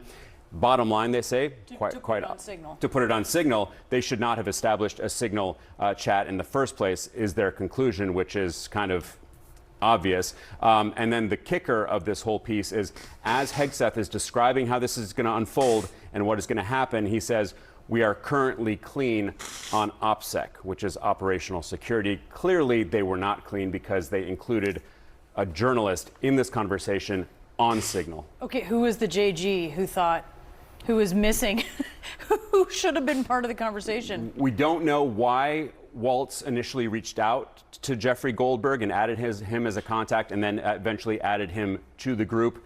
You're absolutely right. They probably thought they were adding someone else from within the administration who had a similar name. Why this mistake happened is just the first of a very long list of questions. Wow. Alex Marquardt, thank you so much for bringing us this reporting. Let's talk more about this with former Defense Secretary and former CIA Director Leon Panetta. Did you hear / talk about Hamdan Ballal? Pinned message. We covered Hossam Shabbat's assassination and Hamdan Ballal's lynch / kidnapping.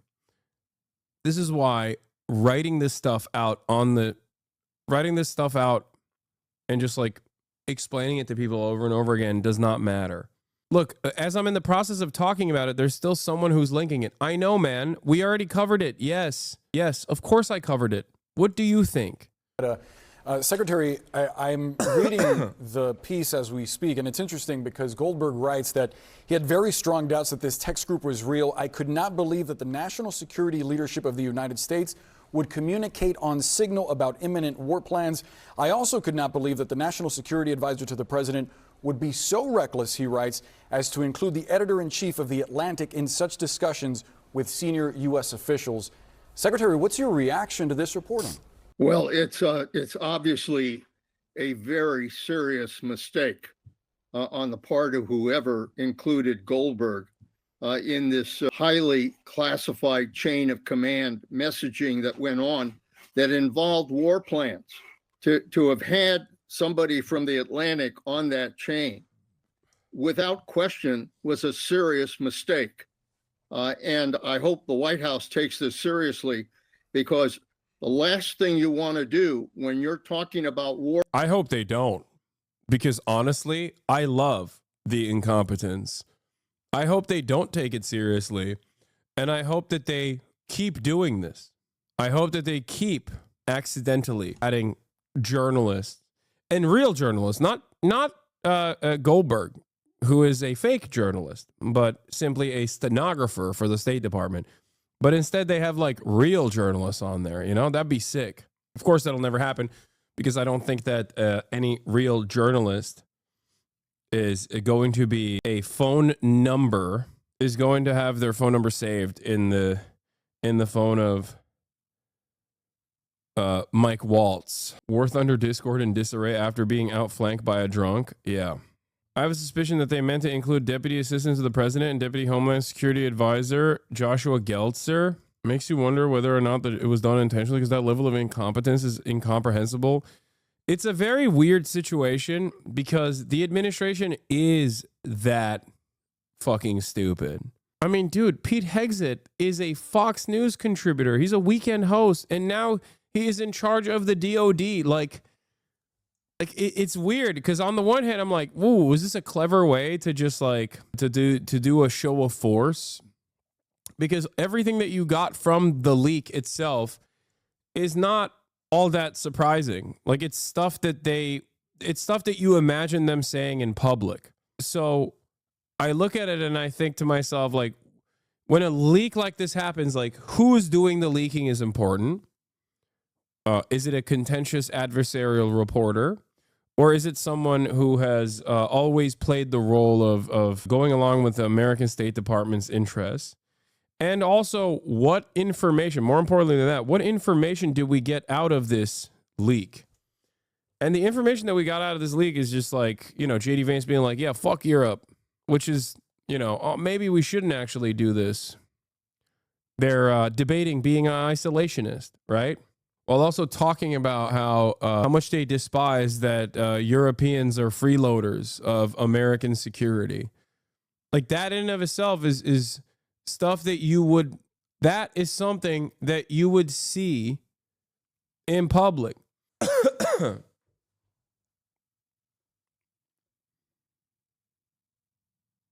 Yeah, Lolo is joking here. In my opinion, not enough slurs for it to be an unintentional leak. I know their asses are sending horrible gifts too. I'm not even joking. This is a joke, but I think this is also real. Pete Hegseth admits the Iran-funded Houthis narrative is a made-up talking point to sell the bombing campaign to the average feeble American John Doe. Fantastic. At 8:27, a message arrived from Pete Hexit account. VP, I understand your concerns and I fully support you raising with POTUS. Important considerations, most of which are tough to know how they play out. Economy, Ukraine, peace, Gaza, etc. I think messaging is going to be tough no matter what. Nobody knows who the Houthis are, which is why we would need to stay focused on 1, Biden failed, 2, Iran funded. I will say, I don't hate that they're so incompetent that we don't have to do any sort of serious journalism to figure out like what kind of focus group testing the former Vice President Dick Cheney had to do in order to sell the war in Iraq to the American population. As we found out after the fact, they just kind of reveal it voluntarily. They're like, yeah, Americans are stupid. How do we sell them another bombing campaign? That's right. We tell them, oh, it's Iran. They don't know who the Houthis are, but they're not going to have a lot of appetite for bombing yet another random country. So we'll just say it was Biden's failure. Any unauthorized release of classified information is a violation of the law and will be treated as such. Oh my God. Tulsi Gabbard is so interesting to me as the DNI. Like, this is her job now, right? The head of serving as the 8th director of national intelligence, right? Tulsi Gabbard is like pro Edward Snowden, but also simultaneously is saying it's so interesting. Anyway, interesting stuff. War plans is to have a serious leak like this that could undermine the war plans, but also jeopardize lives. So I hope they take this seriously. What were you saying? Ain't no way he gets arrested? I doubt it. But I'd be shocked that they arrest him. They arrest an ally to the State Department for their own personal incompetence. Maybe. The Trump administration is so stupid that who knows, you know? What would that look like, Secretary? I think they would have to do a full investigation as to who included this name on that chain involving the highest officials in national security, from the president to the vice president to a secretary of defense, et cetera.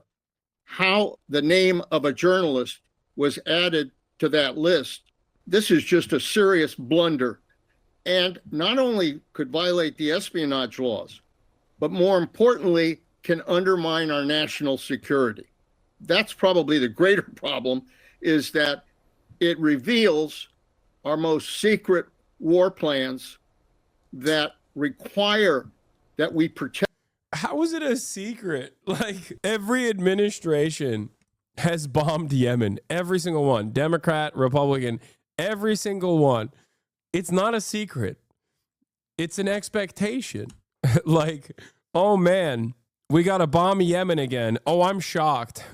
What a shocking display. Wow, Trump really changed the trajectory of American foreign policy by doing the thing that Barack Obama, Joe Biden, and Trump did last time he was in office. Interesting. America, it's like having a group chat being like, hey guys, we should give $7 trillion to Israel. And then people being like, wow, this is a real change of pace. They're leaking state secrets out here. I can't believe it. This is so different than the previous administration and the administration prior and the administration prior and the administration prior. another supply of bombs to Israel. Wow. Protect that information in order to be able to conduct what is obviously a serious operation of war. To that point, Secretary, I wonder what could have happened here if it wasn't Jeffrey Goldberg, the editor-in-chief at The Atlantic, who received this and decided to publish this story. If it had been someone else on the contact list that was added to the Signal chat, what would have been a worst-case scenario that would have put national security at risk? Well, the worst-case scenario, I mean, thankfully, Jeffrey Goldberg just assumed that this was either a joke or some kind of mistake, and obviously didn't pay attention. But somebody who would have the United States as an adversary could reveal this information immediately to the Houthis in Yemen, that they... Dude, I can't. Oh my God. I'm sorry. I'm just envisioning a future where Jeffrey Goldberg is arrested, and it's so awesome, which is part of the reason why it won't happen. Like, it's so incredible. Oh my God. It's great. I can't believe that this would be the one time where on principle I'm against this move, but goddamn do I enjoy the show, you know? For once, Donald Trump offers an olive branch to those who definitely want to see Jeffrey Goldberg arrested. They were about to be attacked, and they in turn could have responded and attacked U.S. facilities in the Red Sea, causing casualties of our troops and of our men and women in uniform. So if it were somebody who did not have the United States' national security interests at heart, but rather the interests of our adversaries. Yeah, he's like, don't worry. Thank God Goldberg has United States national security interests at heart. He could have seriously disrupted these war plans. I wonder what you make of the administration's response, framing this, not denying the story, but framing this as an example of a thorough policy discussion, a thorough discussion about how to approach. What's Fox News saying about this? Are you ready? I haven't seen what Fox News' response is, but I will tell you. One, the committee obviously kept their responses incredibly professional. As you can see, this is the most glorious committee that anyone has ever seen. It's so obvious that they are brave, brilliant, and have the Americans' interests at heart. Also, Goldberg should go to prison for even revealing this information instead of politely saying, I'm sorry, and seeing himself out of this chat while the real patriots were discussing bombing Yemen. Okay, that is 100% what the Republican take is going to be.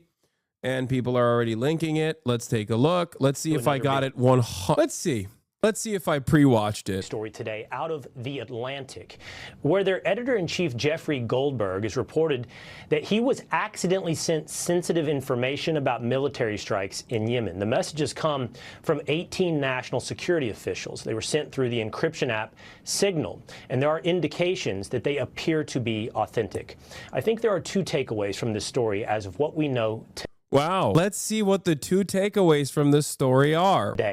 One, it is incredibly concerning that sensitive information would be sent with a journalist included in the thread. We can speculate, and there is reasonable, fair expectation that somebody like Jeffrey Goldberg was accidentally included under his initials, JG, when who was meant to be included was a trade chief, Jamison Greer. But if it was accidental, and we'll wait to see if this was accidental, it is incredibly concerning that this information would be shared over the Signal app with the journalist included. But the bigger takeaway for me is it's an insight, a transparent insight into the thought process and dialogue of our national leaders. If you look at the actual content of what was reported, if you look at how they discuss potential strikes on Houthis in Yemen, what you will see is dialogue between Vice President J.D. Vance. I told you, dude.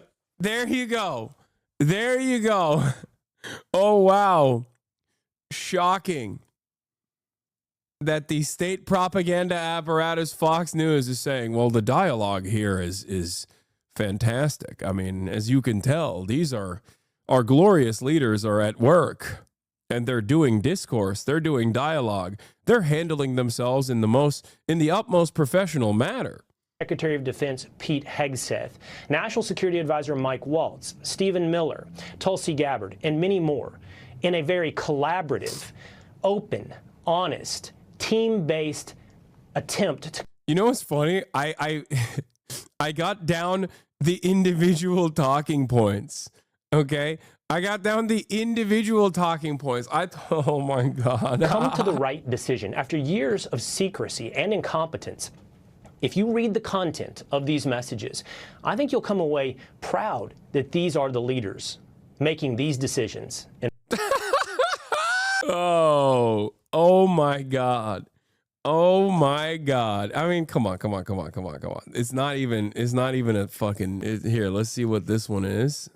This is another one that you guys sent me. Now, I would think that there probably are worse people that you could text your secret plans to.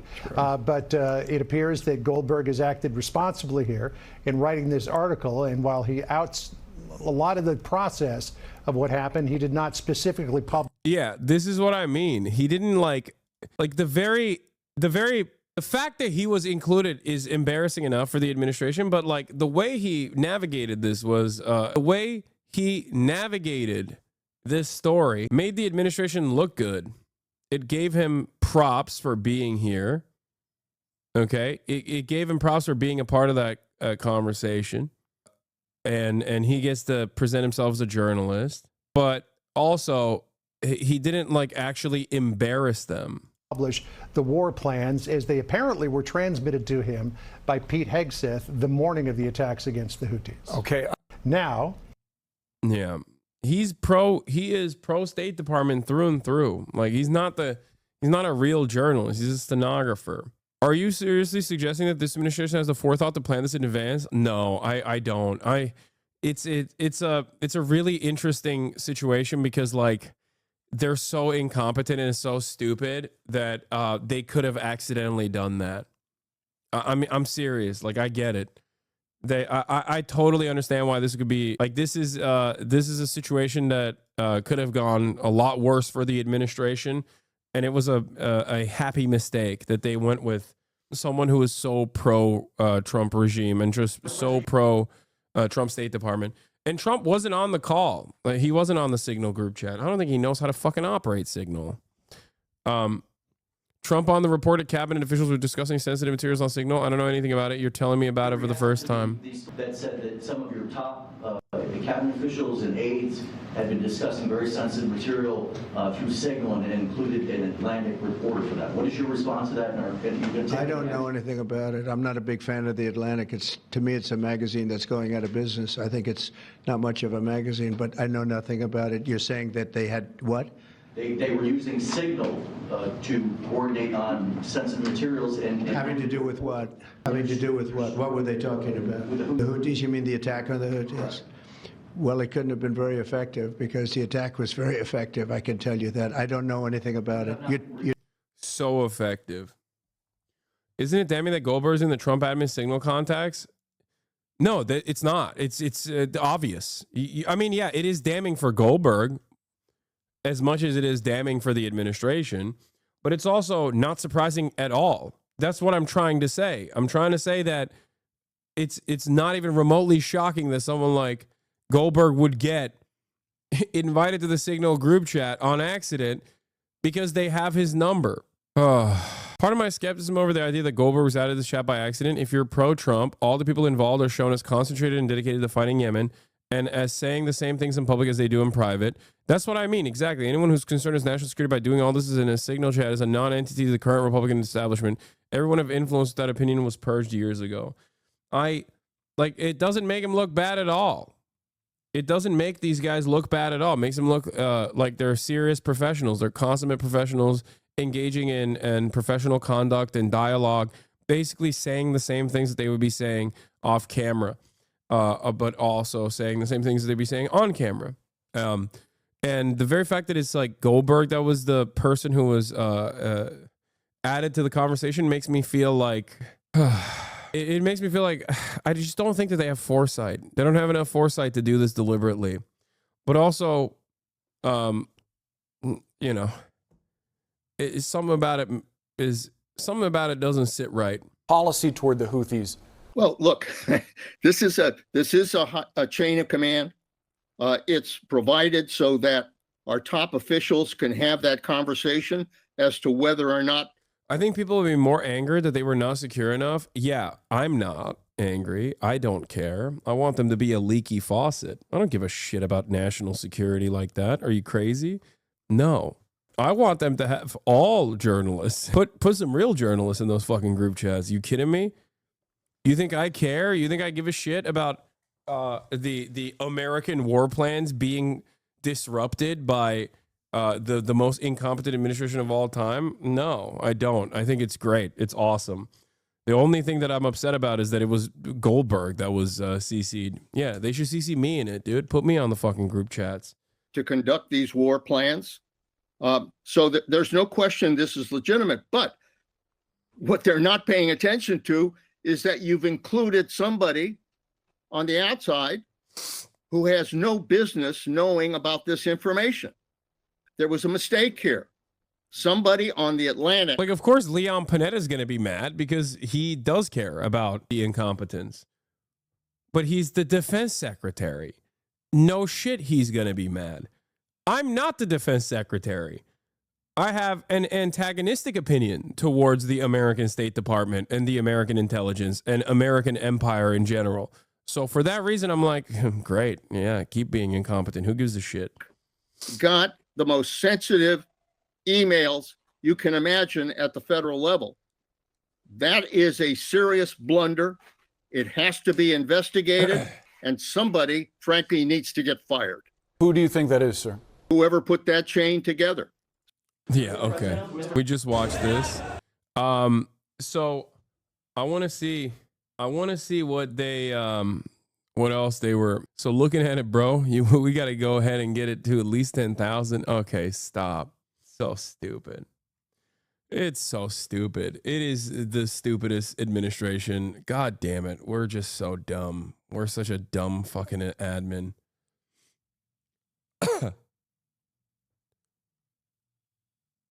Oh my God. Check TMZ. Why? Yeah, it's Hillary Clinton is going, "Oh, you have got to be kidding me." Yeah, fuck Hillary Clinton. Guys, I really need you to lock in. I already covered the Hamdan Ballal story, okay? Is the expectation that people will routinely trickle into the stream throughout the day to be like, "Why aren't you talking about Turkey?" or "Why aren't you talking about Hamdan Ballal?" I already did. I covered both of the stories for the past 2 hours. Like, I don't know what you want me to do. It's literally pinned on the chat. Please stop spamming. Where is it? This is the I wish that they just like leaked all of them, like all of the text messages. I think it's silly that he didn't do that. And that's how you know he's not a real journalist. Does that make sense? This person, ex Wall Street Journal, Marketplace and Guardian reporter, doesn't believe that the official narrative is that this was leaked, or not leaked, sorry. The official narrative that this was accidentally conducted. Let's hear what she had to say. As a longtime fan of Signal, though, seeing that our nation's premier foreign policy dipshits use it to plot their half-assed military plans is some kind of validation, I guess. Anyway, every leak is intentional. It's obviously not an accident to add a raging Zionist former Israeli prison guard to the "Here's How We Kill Israel's Enemies" group chat. BRB, accidentally adding the nation's biggest loudmouth pro-Israel former IDF prison guard with a media empire to his disposal of the neocon group chat, bragging about using our power and violence against a country blocking Israeli ships. By the way, all our Republican pro-Israel donors have been complaining we're not doing enough for them. Ignore that part, though. Yeah, this is the one, like, I understand the skepticism here because that was my initial assessment as well. Because every single message here unironically reads like a CPAC talking point. It's written like a press release or a CPAC speech. I'm begging journalists to question the leak narrative. It's obviously intentional for public consumption, you know?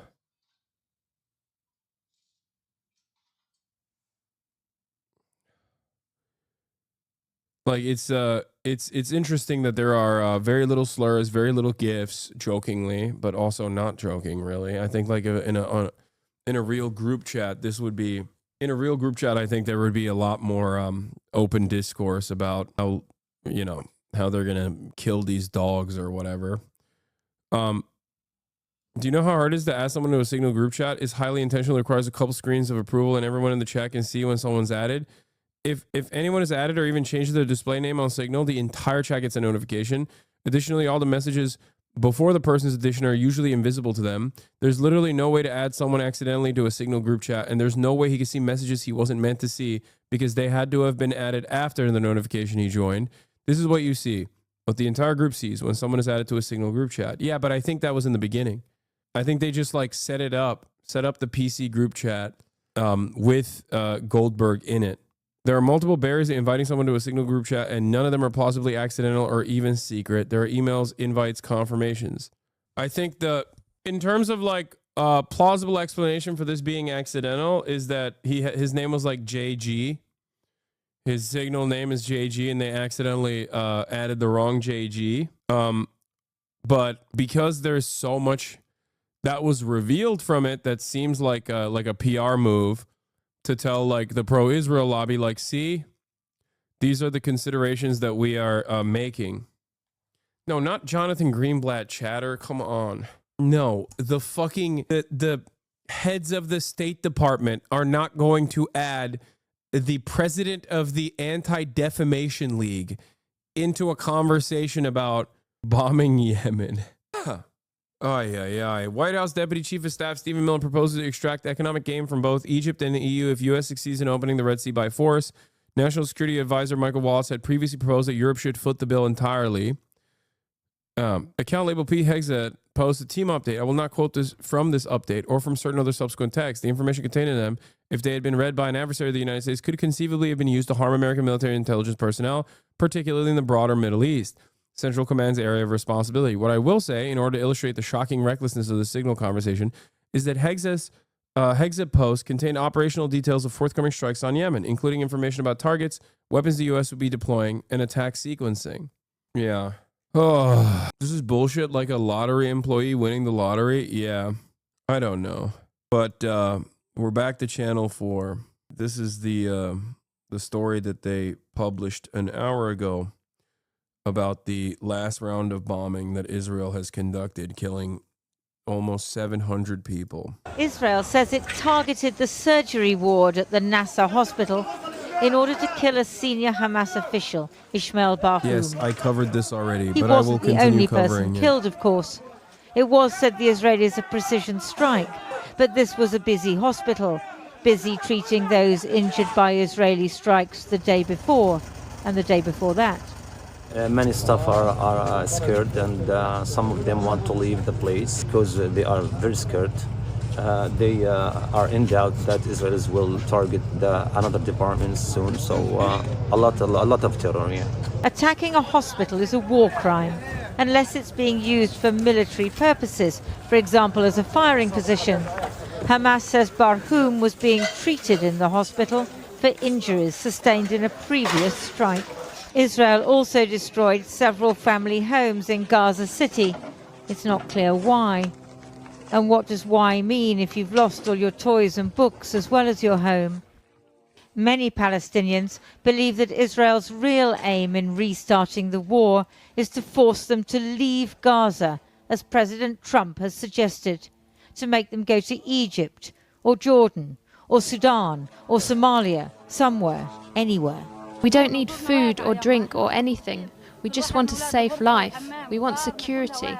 We want a dignified life, to live like other Arab people. At the morgue, 9-year-old Nouran al-Safi was weeping for her father, killed in one of the houses. Her grief is maybe collateral damage, an unfortunate byproduct of Israel's zeal to destroy Hamas. Or maybe it's the point, to force the people into such despair and terror that they will go and leave Gaza to Israel's new generation of settlers and to Trump with his fantasy. When did they start admitting that they would target hospitals? El Shifa, when they claimed that there was like a massive terrorist base under El Shifa, the biggest hospital in the Gaza Strip, and then no one ever questioned it, or rather, people questioning it were just like considered completely inconsequential. And then they bombed every other hospital in the process and sieged every other hospital in the process. Israel only does counter propaganda. Israel only does counter propaganda when the Western world actually pays attention to one of the many different unique, well, I guess not so unique. Israel only does counter propaganda when the Western world pays attention to one of the things that it's doing. They see no reason to even do propaganda when they blow up like the Turkish hospital, for example, and then there's not enough coverage on it. So just because you haven't heard about a hospital that they blew up doesn't mean that they didn't blow that hospital up. It just means that there wasn't enough attention and interest from the Western world on that issue specifically. So they didn't even see a reason to cover it. That's the thing that many people don't understand about Israel's modus operandi, is that when you're hearing them even make up a reason, when you're hearing them make up a reason, that's because there's a lot of attention on it and people are yelling them about it. And they have to maintain this idea that, like, you know, they were...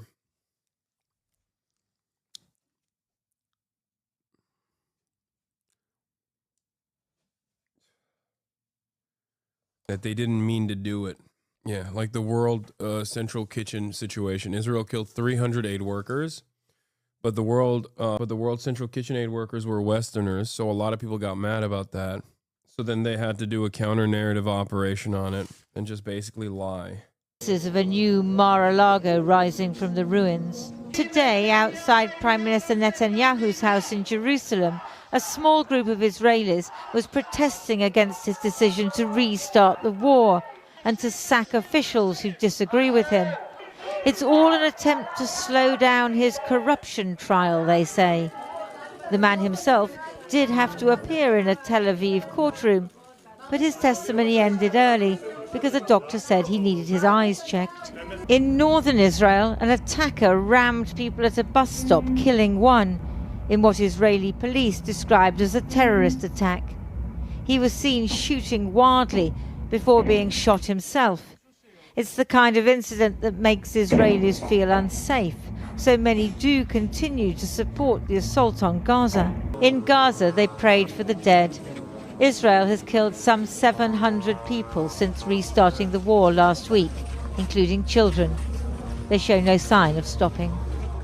Well, earlier I spoke to Dr. Feroz Sidwa and Dr. Mark Perlmutter, two American surgeons who are volunteering in Gaza hospitals. They were both in Nasser Hospital last night, and I began by asking them what the situation is there. On the 18th, bombs started dropping again. Israel started bombing Gaza again. That's led to a big influx of casualties, traumatically injured people. And then yesterday, the Israelis actually bombed the second floor of the hospital directly. They were apparently trying to kill somebody who does the finances for the political wing of Hamas or something. They also killed a 16-year-old patient of mine who I just operated on a few days before and who actually would have gone home today. I was actually on my way down to the second floor ward to change that guy's dressing, so I would have been standing next to him when that bomb exploded. If somebody pulled me into the ICU and just asked for my help, that's the only reason I wasn't standing there. What effect does it have on people like you who are there working? Well, I mean, there were 25 plus hospitals in Gaza last year. Now there's 3 functioning hospitals. All the healthcare workers, and why you see so much commotion behind us is there were less than a dozen here yesterday. Israel commanded all the healthcare workers in the north above the corridor to come south, and so they were all evacuated. So there's no foreign healthcare services available in the north now. So, and we anticipate they'll be evacuated from Al-Aqsa, where I just came from soon. But that pales in comparison to the re-implementation of the blockade of medical supplies. Al-Aqsa is almost a functionless hospital, and the remaining small hospital in the north received as many casualties on the 18th bombing as this hospital did. Well, what were you missing at Aqsa? We were missing soap. I would wash my hands in tap water before surgery. We would wash the patient in tap water before surgery. And even when we had betadine, the infection rate is insane, but because the conditions are so hard. But we really have a paucity of supplies that would make any surgery safe. We were sewing people together with sutures that expired in 2017. Yeah, we are too here. So now that they have bombed the hospital in this latest round, I mean, are you treating people wondering when the next missile is going to hit? Always. We came here with the intent of doing reconstructive surgery to fix the problems that a year's worth of annihilation by your and my country's bombs had done to this population. That turned around quickly last Tuesday with the severe bombing. It was mass casualty events that Feroz can address better than I. Mass casualty events started all over again, just like last year. now, before the bombing before the resumption of widespread bombing on the 18th, we were mostly, like Mark said, we were trying to make up for the past 15 months of injuries that needed some reconstructive work, and also just catching up on medical problems. I have colon cancer, I have gallbladder disease, whatever, but it obviously wasn't able to get taken care of for so long because of the displacement and the war and the starvation, all the whole thing. But now we're back in mass casualty mode again. You know, I looked at the numbers the other day just because I was a resident during a surgical resident during the Boston Marathon bombing. The Nasser Medical Complex, just this one hospital that we're at, that has about 450 beds, has about 6 surgeons, and has 3 internationals volunteering here right now. We saw the same number of patients as the entire city of Boston saw on the day of the marathon bombing. We performed about 20, I think it was 20 or 25 operations. And furthermore, half of them were in kids. That was not the case in Boston. It's way harder to operate on children than it is on adults. So the claim that the hospital is being used by Hamas, I mean, you're there, you know, are they there? Are they using the hospital as a base? No, I have gone literally everywhere at any time that I like. Every door is open and locked. I've been in every building. This is a 3. It's so insane. For the record, that journalist is not an asshole for asking that question. He has to ask that question. He knows the answer to that question. Stop, chatters. The reason why he's asking that question is so that they answer that question. Building complex. I've been in every building, on literally in every room and every floor. First of all, again, like you know, you can see here, it's impossible to be by yourself in a room in the Gaza Strip anywhere, let alone in this hospital. There's no way to keep secrets here. There's no way to do. There's no way to hide anything like that. That's the hospital is not a military venue in any sort. Israel has stopped all humanitarian aid and medical supplies coming in to Gaza now. So what are you running out of, or what are you going to run out of, and what's going to be the impact of that? Everything.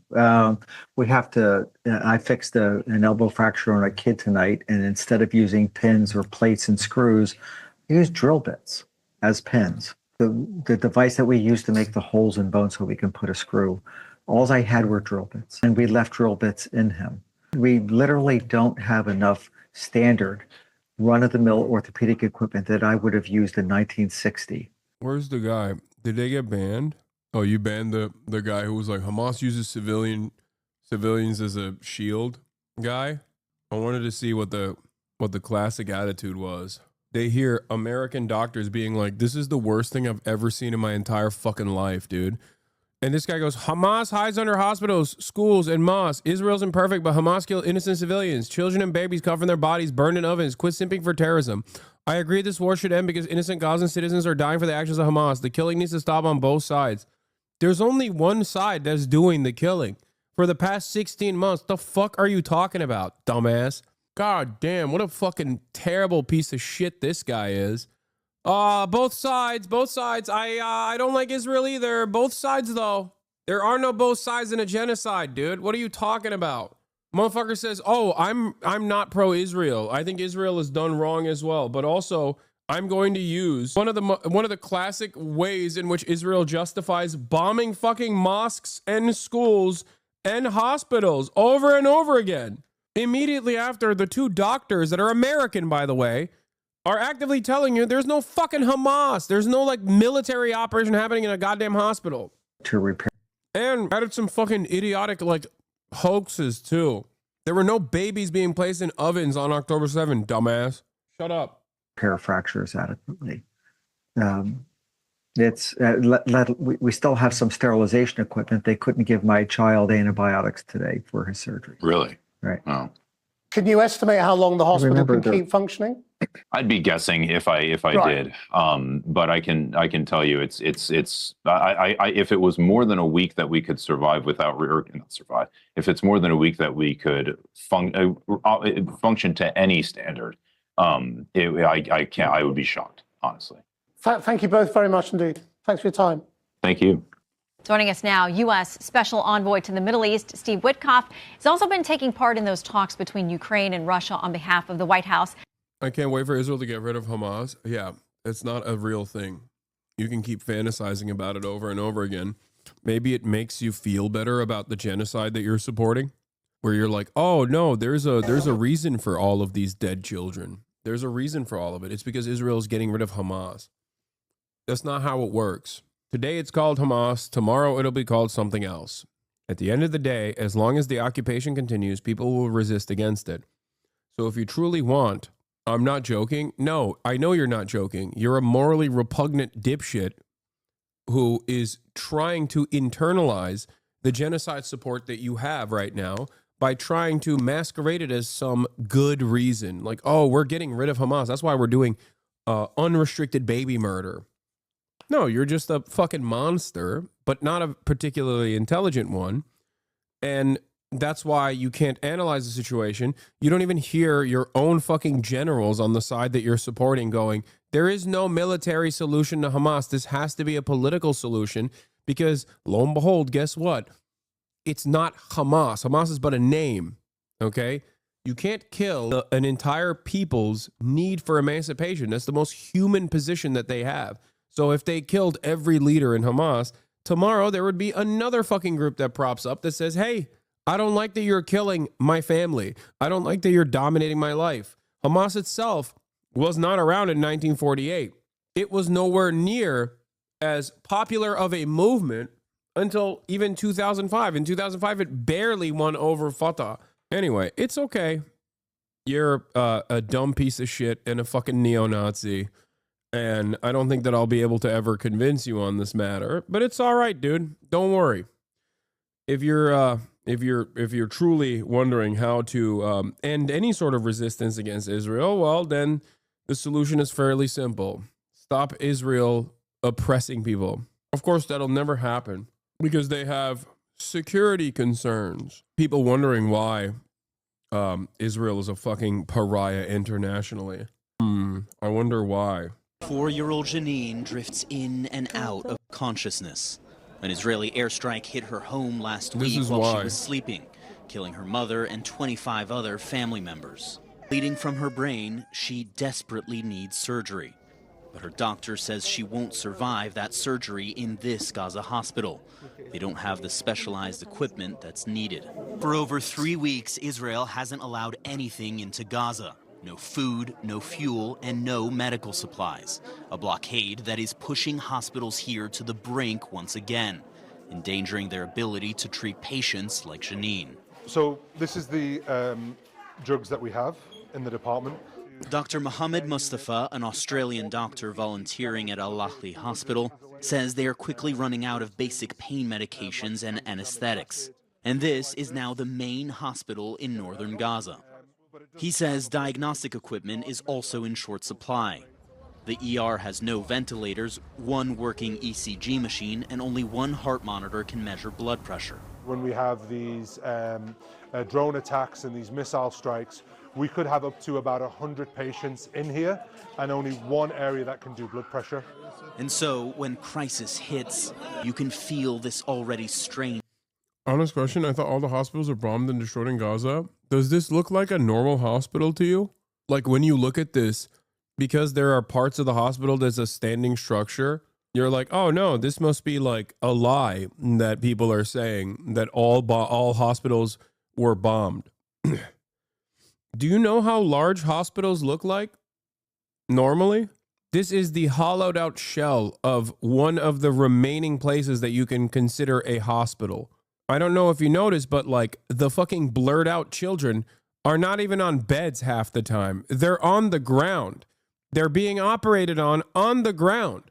Why do you think that is the case? Perhaps it's because it's not a fucking real hospital at this point. Perhaps it's because they've destroyed every hospital, including this one.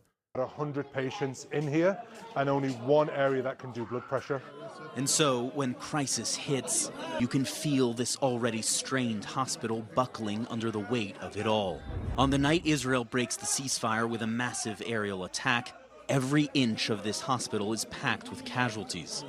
In one corner, a relative pumps oxygen to keep his loved one alive. In another, a child screams out in pain. It didn't stop for about 4 or 5 hours. We were getting bodies continually coming in. Dr. Mustafa is 2 weeks into his second volunteer tour in Gaza, where the lack of resources is forcing him to make impossible choices. I remember I was putting in a chest drain into a man who had quite a collapsed lung and I felt someone grab my ankle. And it was because there were so many bodies. There was a woman underneath the bed that had half a leg missing who was holding onto my ankle, and she was asking me to help her. And what's your take on the death toll undercount inconsistencies? Wonder if you can break some of that down. I don't know what you mean by that. Bless these volunteers. Shame on those who deny their just cause by denying the genocide of the Palestinians they care for. There are numerous numbers of the estimation of the death toll. The Lancet Medical Journal has published 2 separate numbers at different times. Their estimation is the total number of dead.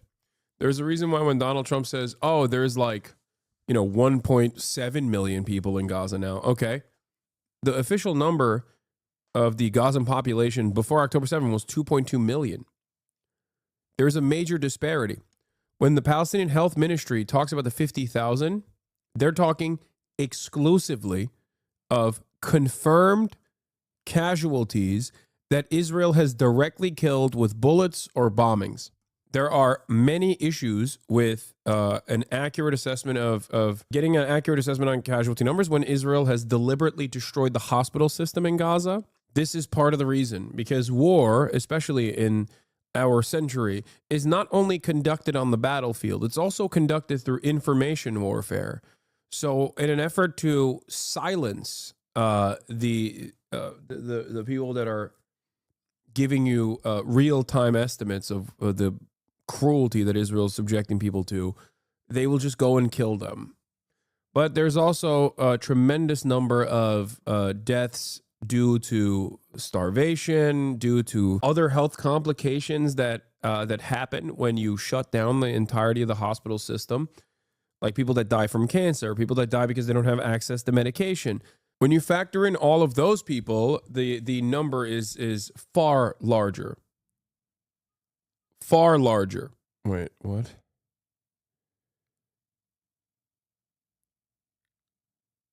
What just happened? Hold on.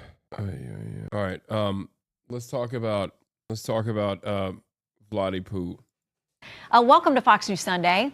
I just scrubbed through the VOD to see if you talked about it, but Hamdan Ballal was attacked by Israeli settlers. Sorry if you talked about it. Dude, why the fuck do we have a pinned tweet, man? Why do we have a pinned statement? Nobody reads it. I'm losing my fucking mind. Yes, dude, I have talked about it. Please just check the pin.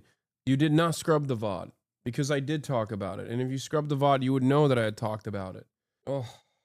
Thank you, Shannon. Thanks for having me. So we know more talks are set to go between Ukraine and Russia and Saudi Arabia tomorrow, and yet we continue to see these attacks like we've seen in Odessa, like we've seen in Kyiv, leading to death and destruction. The ranking member of the Senate Foreign Relations Committee, Jeanne Shaheen, says this: when Trump asked for the killing to stop, Putin refused. Putin does not want peace, and it is time for the president to realize that. Are you convinced he wants peace? I feel that he wants peace. The president had 2 very productive calls this week. Bro, is this a fucking joke? Or last week, I should say. One with President Zelensky, one with President Putin. I sat and listened to both of them. In both conversations, it was all about a lasting peace. Lots of progress got made last week. The parties agreed to an energy infrastructure moratorium on attacks for energy infrastructure. I think that you're going to see in Saudi Arabia on Monday some real progress, particularly as it affects a Black Sea ceasefire on ships between both countries.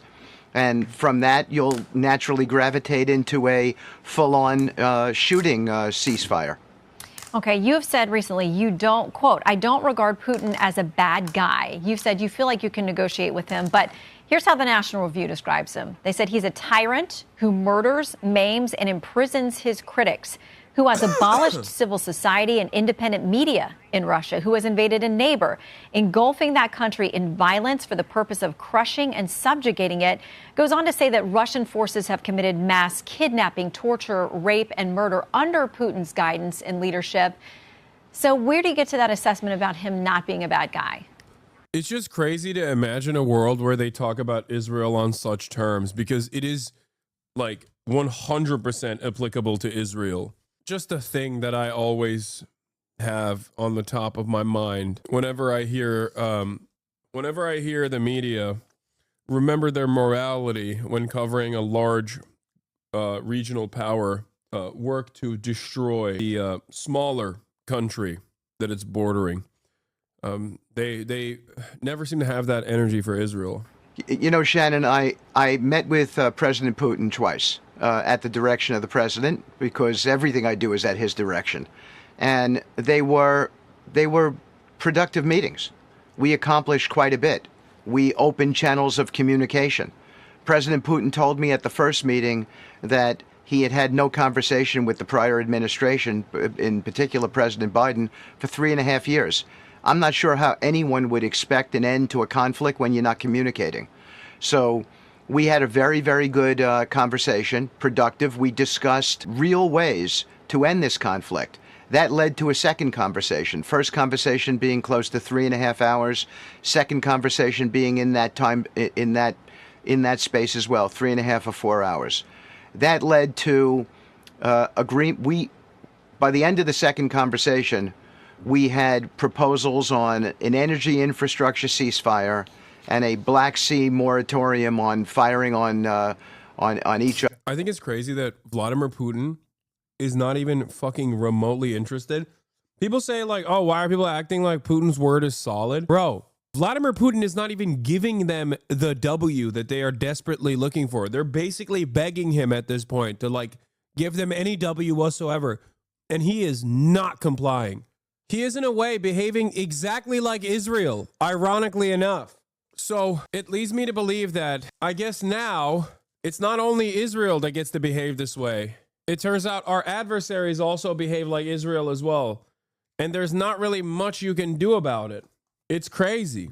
Like, think about that. They're talking about, people in the chat are like, well, how can you trust Putin's word? Dude, his word is not even saying what Steve Witkoff is saying. It's wild to me that Vladimir Putin, in this process, has not even made any significant assurances to peacekeeping and has not even backed away 1 inch and simultaneously continued bombing Ukraine. These are all deliberate attempts to say, what are you going to do about it? There's nothing you can do about it. Other ships, and these things had been on the shelf for several years. So I think that's commendable on the part of all of the parties. And this is at President Trump's direction. His philosophy of peace through strength brings people to the... What? Yes, but Ukraine didn't launch an attack like Hamas did. Your average American hot dog brain can't comprehend any history behind Israel-Palestine, or they don't want to think about it. What are you talking about, dude? No, it's more simple than that. First of all, saying that Ukraine never actually launched an attack, but like Hamas did, is also fucking incorrect. You could literally make the pro-Israel, pro-Russian position in this regard. You'd be like, oh, look at the Donbass. They killed 14,000 people. They shelled their own citizens. You know what I mean? You think Russians don't know how to do propaganda? Of course they do. They fucking say that too. No, it is a fucking damn near identical argument. The difference is Ukrainians are white and they're our allies. That's why Americans give a fuck, or at least they've been told that they should give a fuck about this. But even then, it doesn't even matter because seemingly enough Americans have already dropped it. Americans dropped Ukraine like a bad habit. They were like, nope, we're done. The table to clear up misconceptions and to get peace deals done. And that's exactly what's happening right now. Do you feel like there's a misconception, though, about the characterization of him as a tyrant or someone whose political opponents often disappear or die? I think in my 68 years on this earth, I've never, ever seen... What? I'm bored of you now? Okay, man. ...in a situation where there isn't two sides to a story. It's just never as black and white as people want to portray. So there are grievances on both sides, but our job, and at the direction, again, I stress, of the president, our job is to narrow the issues, bring the parties together, and stop the killing. That's the game plan. And that's what we're all there to do. And I think that we're doing a pretty effective... I was talking to a Ukrainian the other day. Very smart dude. And his attitude on this issue was so strange to me because it was very different than like the non-Ukrainian pro-NATO people. Basically saying something along the lines of like hating Donald Trump while also simultaneously loving Zelensky, but then also hating hating Joe Biden. It was very interesting. He was like, he's like, yeah, Joe Biden goaded Vladimir Putin. Vladimir Putin was doing military. Vladimir Putin would do military action at the border year over year. And at the time, that's the reason why Zelensky, leading up to the invasion, was like, don't worry, there's not going to be an invasion. But America kept goading Russia over and over and over again. And then, like, his belief, I'm not saying this is correct, by the way. I'm simply saying that his belief is that Joe Biden and his administration goaded Russia into invading Ukraine. It was truly shocking. Like, all the State Department leaks over and over again was a intelligence posture by his assessment. Was an intelligence and by the way, he's just a random Ukrainian dude. It's not, he's a random Ukrainian dude living in America. So he's not like, you know, the most infallible person on the matter, right? But he was basically saying that, like, Putin is a fucking brash, authoritarian strongman, and Biden basically fucking called his bluff over and over again, and then forced his hand to take military action and eat the bait, like egging on Vladimir Putin. I don't know if I fully agree with it. I don't know if I agree with that assessment. But what I will say is, this. I think Vladimir Putin invading Ukraine was a massive gift to America in many ways. Like, not the American government, not American democracy. Sorry, when I say America, I mean American capitalists. That's all I'm talking about. I'm talking about oil and gas providers. I'm talking about people that are in the military industrial complex. Like, those are the guys who won big from this, which is, I guess, technically America, or at least the only interests that are ever represented by our politicians in the United States of America. Active job of it, and I think you'll see a lot more progress get announced after Monday. You seem convinced that he doesn't want to expand the territory beyond what he's taken now. I know there's going to be a conversation about how much of that Ukraine does or doesn't get back. But you're convinced that he's not going to go further or have aspirations towards Europe. Obviously, they're concerned about that being much closer to this geographically. But 2014, we had Crimea. That hasn't come back. Why? And he's, gone far beyond that in this most recent attack on Ukraine. So why are you convinced that he won't press further if he's given some reward or some territory this time around? Well, look, he's been at war for several years. It's in large part been about those 5 regions, and it's in his speeches. There's a view within the country of Russia that these are Russian territories, that there are referendums within these territories that justify these actions. This is not me taking sides. I'm just identifying what the issues are. Yeah.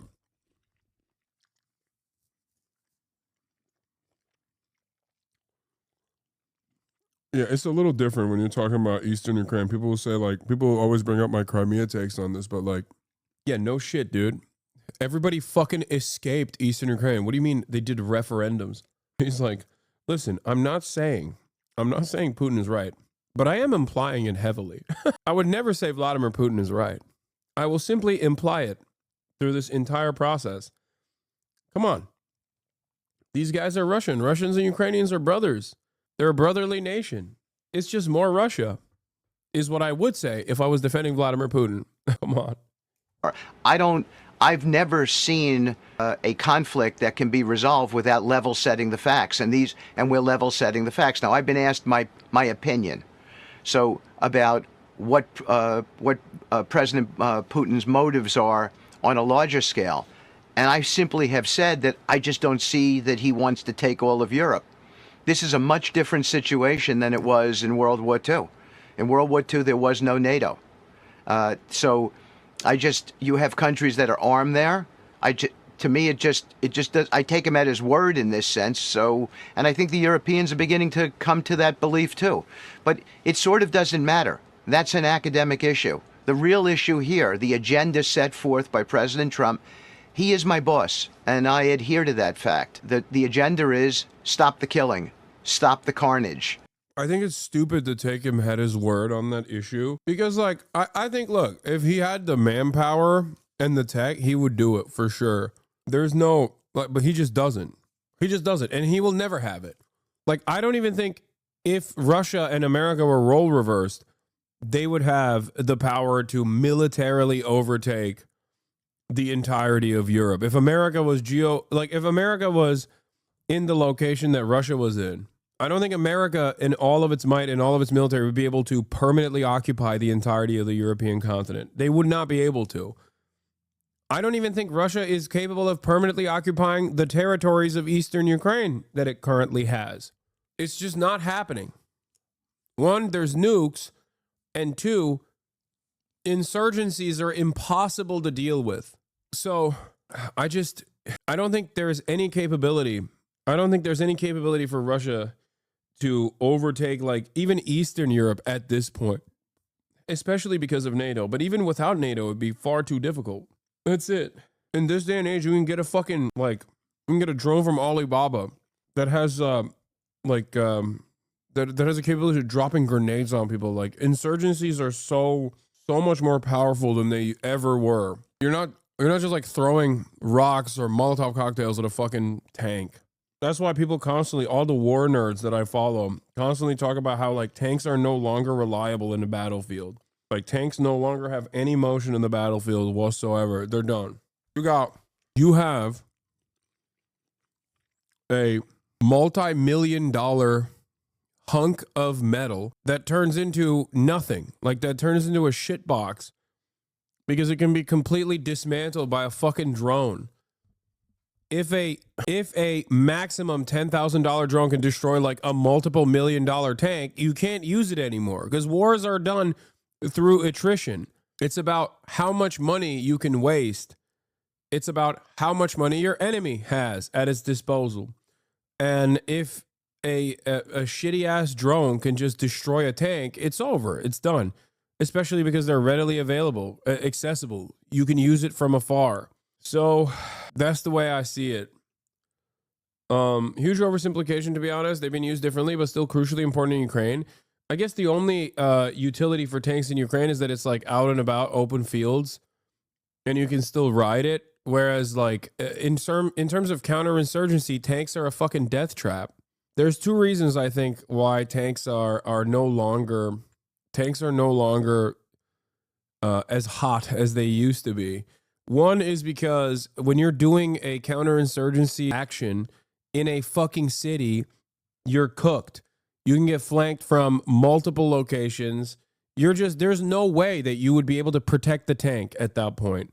And then boom, the moment that you drop any sort of munition on the tank successfully, it turns into a fucking expensive coffin that blocks your troops from moving further. And then even in the open field, tanks are still vulnerable because there is for an incredibly cheap, incredibly affordable anti-tank measure, you got drones. So in places where there's no cover, where tanks can technically thrive, I guess, they're still cooked by the drones. In places where there is cover, tanks have a hard time mobilizing. That's why they need mobile, like they need like infantry to support the tank. But how are you going to do that in a fucking city? Of course, a community of tankies would tell me how wrong I am, but... Let's end this thing. You can't end things without communicating with both sides, understanding what each of them need, and then trying to bring them together. And that's what we're doing. Yeah, and we certainly hope that there's great progress in those talks this week, getting to this point and now moving forward. But I want to make sure while we have you that we ask about the Middle East, where I know you've poured your heart into those negotiations as well. Clearly, the ceasefire is broken there. I know that you've said Hamas has been unreasonable in trying to respond to another round of the next phase of a ceasefire. Where do we go from here? What are the odds you get them back to the table and get these hostages home? Well, I certainly hope we get everybody back to the table and get the hostages home. I was in Doha. I met... Bro, this guy went from, I'm going to tell you what's what. I'm Steve Witkoff, to doing one visit to Israel and watching whatever like Israel October 7 propaganda they fucking showed him. And now my Goatkoff is Lamekoff. He went from Steve Goatkoff to Steve fucking Lamekoff, where he's just like, you don't understand. Hamas, they're barbaric. They're fucking monsters. They're monsters. They're monsters over and over again. It's crazy. Yeah. Here, 2 months ago, Witkoff began from a position of relative objectivity, still very pro-Israel, which was producing results. He was then sent into the re-education camp process by Israel and the U.S. lobby. He saw what happened with Baylor. Now he's becoming Blinken in a more expensive suit. Like, that's crazy. He went from, we're going to tell him what's what. We're America, goddammit. Yeah, he went from Steve Goat Cough to Throat Cough. It's crazy. What did they do? They cloned him. They cloned my man. Bring Steve back. Bring Steve back. This is not the real Steve. Hashtag not my Shayla. Hashtag not my Steve. Okay? This motherfucker was like, I want to go and see Gaza with my own two eyes. Nope. None of that happened. With many of the Arab leaders at the Arab Summit, I thought we had a deal, an acceptable deal. I even thought we had an approval from Hamas. Maybe that's just me getting duped. But I thought we were there, and evidently we weren't. So this is on Hamas. The United States stands. Like, that's so. This is a lie. He's just doing Anthony Blinken. It's crazy because like he's doing Anthony Blinken, and he already produced results when he wasn't doing Anthony Blinken. You know what I mean? Like, it's so funny how the Trump administration came in and were like, yeah, hell yeah, we're fucking, hell yeah, we're the kings here. We're the king of the castle. Like, we're going to change how American foreign policy is conducted. Instantly fucking bomb Yemen, just like Joe Biden did. Didn't work. Immediately get duped by the Israeli side and then have to start doing Israeli propaganda again. With the state of Israel. There's just, that's a 100% commitment. And we've expressed that. Hamas had every opportunity to demilitarize, to accept the bridging proposal that would have given us a 40 or 50-day ceasefire where we could have discussed demilitarization and a final truce. There were all kinds of opportunities to do that, and they elected not to. And this becomes the alternative. And it is unfortunate. Do I think It's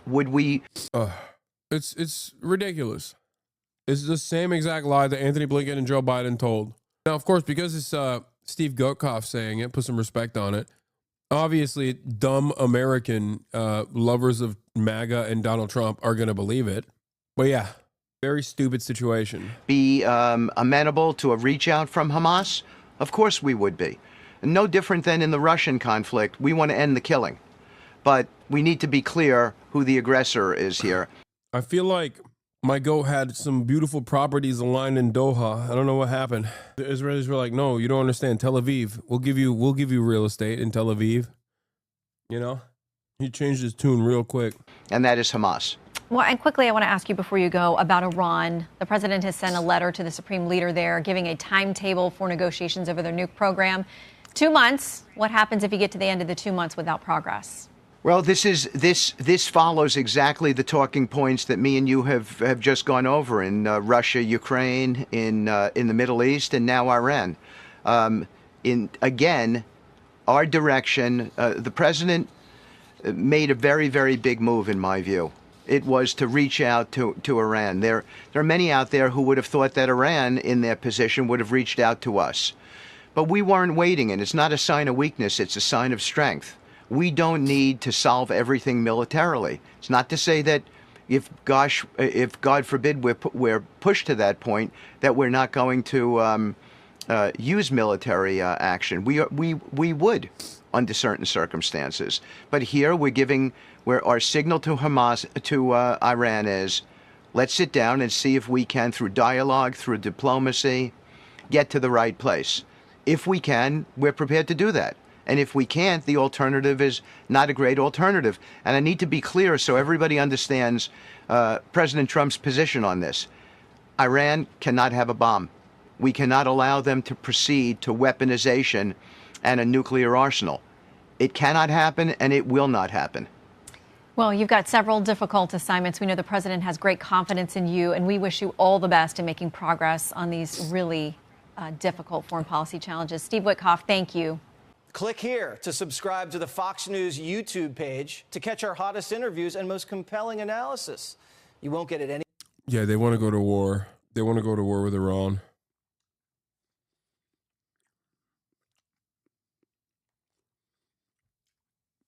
Anywhere else.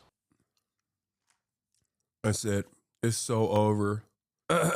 Will you talk about Arda Güler? No, why? What is Arda Güler? What the fuck, chatter? Why do you keep saying, will you talk about Arda Güler? Why are you being so goddamn annoying? What did Arda Güler do? Brother, thoughts on the Turkey versus Hungary game yesterday? Arda Güler is goated. I don't care. God damn, dude. Shut up. This motherfucker, bro. It's crazy that I didn't yeet you earlier because you were doing that while I was talking about fucking Israel doing a genocide in Gaza. And you're like, bro, can you please talk about Arda Güler? No, I can't, okay? God damn, football fans losing their freaking minds. Crazy beyond anybody's wildest expectations. Israeli hostages made a video about to show how they're alive, and in it they criticize Israel and say good things about how Hamas treats them. Chad is taking hostage words at face value. Every hostage testimonial is obviously done under duress. Having said that, a lot of the hostage testimonies that we've heard have not contradicted their statements after their release. Just for the record, this isn't to say that like these guys are not under duress. Of course they are. They're fucking hostages. All right. What you have to look at is like their testimonies on camera when they were hostages in comparison to what they say when they get out. And with some exceptions, and there are, most hostages, even under duress, most hostages and their statements under duress are not that different from their statements after they are released. They're saying living conditions were difficult, and then the ceasefire happened. And basically, since the ceasefire, taking hostage testimony as being worth anything. Wait, what? Why is this guy still spamming this and saying KEKW? I don't think you understood what I was saying. Did you hear my words? Also, it's ironic that you have to hear from Israeli hostages these words when the shit that they're talking about is just the reality on the ground in terms of like not having food. It's not like what they're saying is like, Hamas loves us. They give us hugs and kisses. They just are literally like, yeah, when the ceasefire happened, we were able to get more food, please. Like, what do you think happens to the fucking hostages when Israel refuses humanitarian aid to get into Gaza? Like, I don't even give a shit about hearing the hostages say this because I know it's the truth. We spend the entire day listening to doctors basically say the exact same thing as these fucking hostages. But then these guys are like, well, this is under duress. Yeah, no shit. It is true. It is under duress. You should take it with a grain of salt. But like, how the fuck do you not see that what they're saying is not all that unique to the describing the conditions of Gaza? It's who's saying it matters in this moment for Israeli society, at least. Okay, for Israeli society, Israeli hostages have a lot of value. They're their neighbors. They're their family members. Israeli society does not give a fuck about an American doctor that went into Gaza. They think he's a terror supporter who should be dying in the hospital bombings alongside the rest of the terrorists, the Palestinians. But Israeli society, at the very least, will see hostages and go, well, that's my neighbor. That's my uncle. That's my cousin. That's my family member. That's my husband. And they will hear what these guys have to say. And we began to believe that this war would end after the ceasefire. Just as the end was approaching, we were dealt a severe blow. You know what's funny? So scary using hostages and forcing them to ask the food be let in. Bro, they're going to eat the food. What are you talking about? And it's not even just that. Not even just that. This is what the fucking hostage families are saying too. Virtually everyone except for people who are pro-Israel understand that this is the situation and also have been repeating exactly this.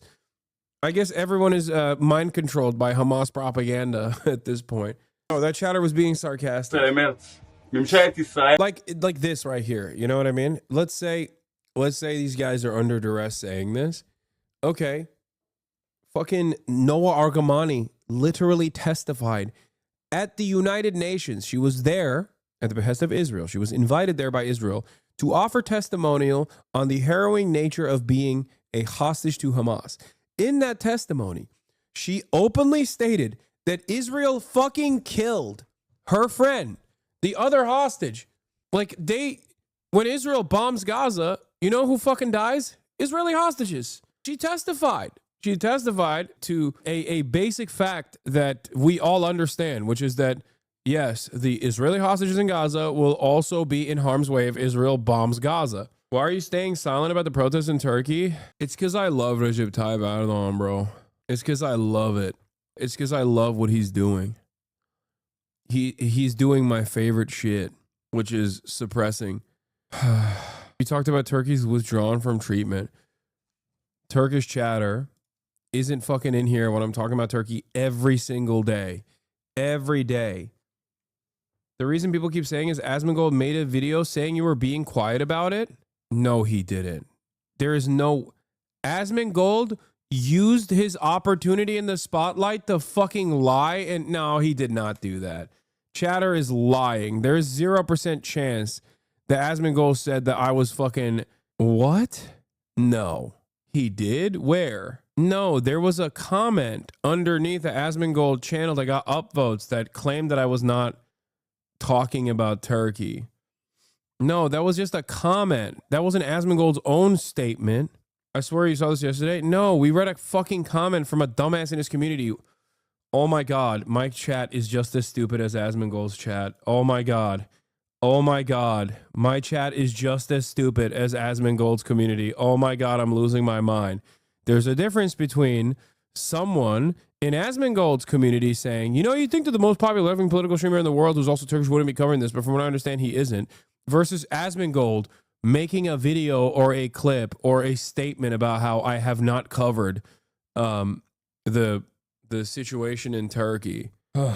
I can't have to... It's crazy that I have to sit here and fucking fact check my own audience too. Like, my expectation is that y'all are a little bit smarter than this. And to answer this Turkish chatter's question, I was out in the streets and checked your streams 3 days ago. I haven't seen anything. Sorry if you have spoken. Of course, I spoke about it every day, chatter. Every day. Anyway, but good luck to you and be safe. He's saying Ohal, who was another one of the hostages that was with them, they're yelling at him not speaking out. First, they yelled at the Israeli government for not allowing the hostages to speak out on the conditions of the other hostages from their own personal experiences.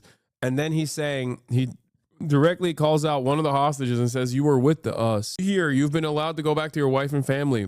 Why won't you speak out for us? Like, why won't you go and yell at the government for allowing this ceasefire to go through? Yeah, I mean, especially this part doesn't seem... scripted, but like I said, it's always under duress. It's always under duress. You have to remember that. They're hostages. It's under duress. So regardless of the fact that Ohad's response, what did he say? After mission of Hamas hostage to free captive, Ohad Ben-Ami vows to bring them home. After he was mentioned by name by hostages Elkanah Bohbot and Yosef Haim Ohana in a Hamas propaganda video released by Ohad, released hostage Ohad Ben-Ami says he will not rest until the captives are returned home. I love you and I miss you. And the other 3 hostages who, for now, I can't say their names. Ben-Ami writes in a Facebook post saying that he saw the video clip.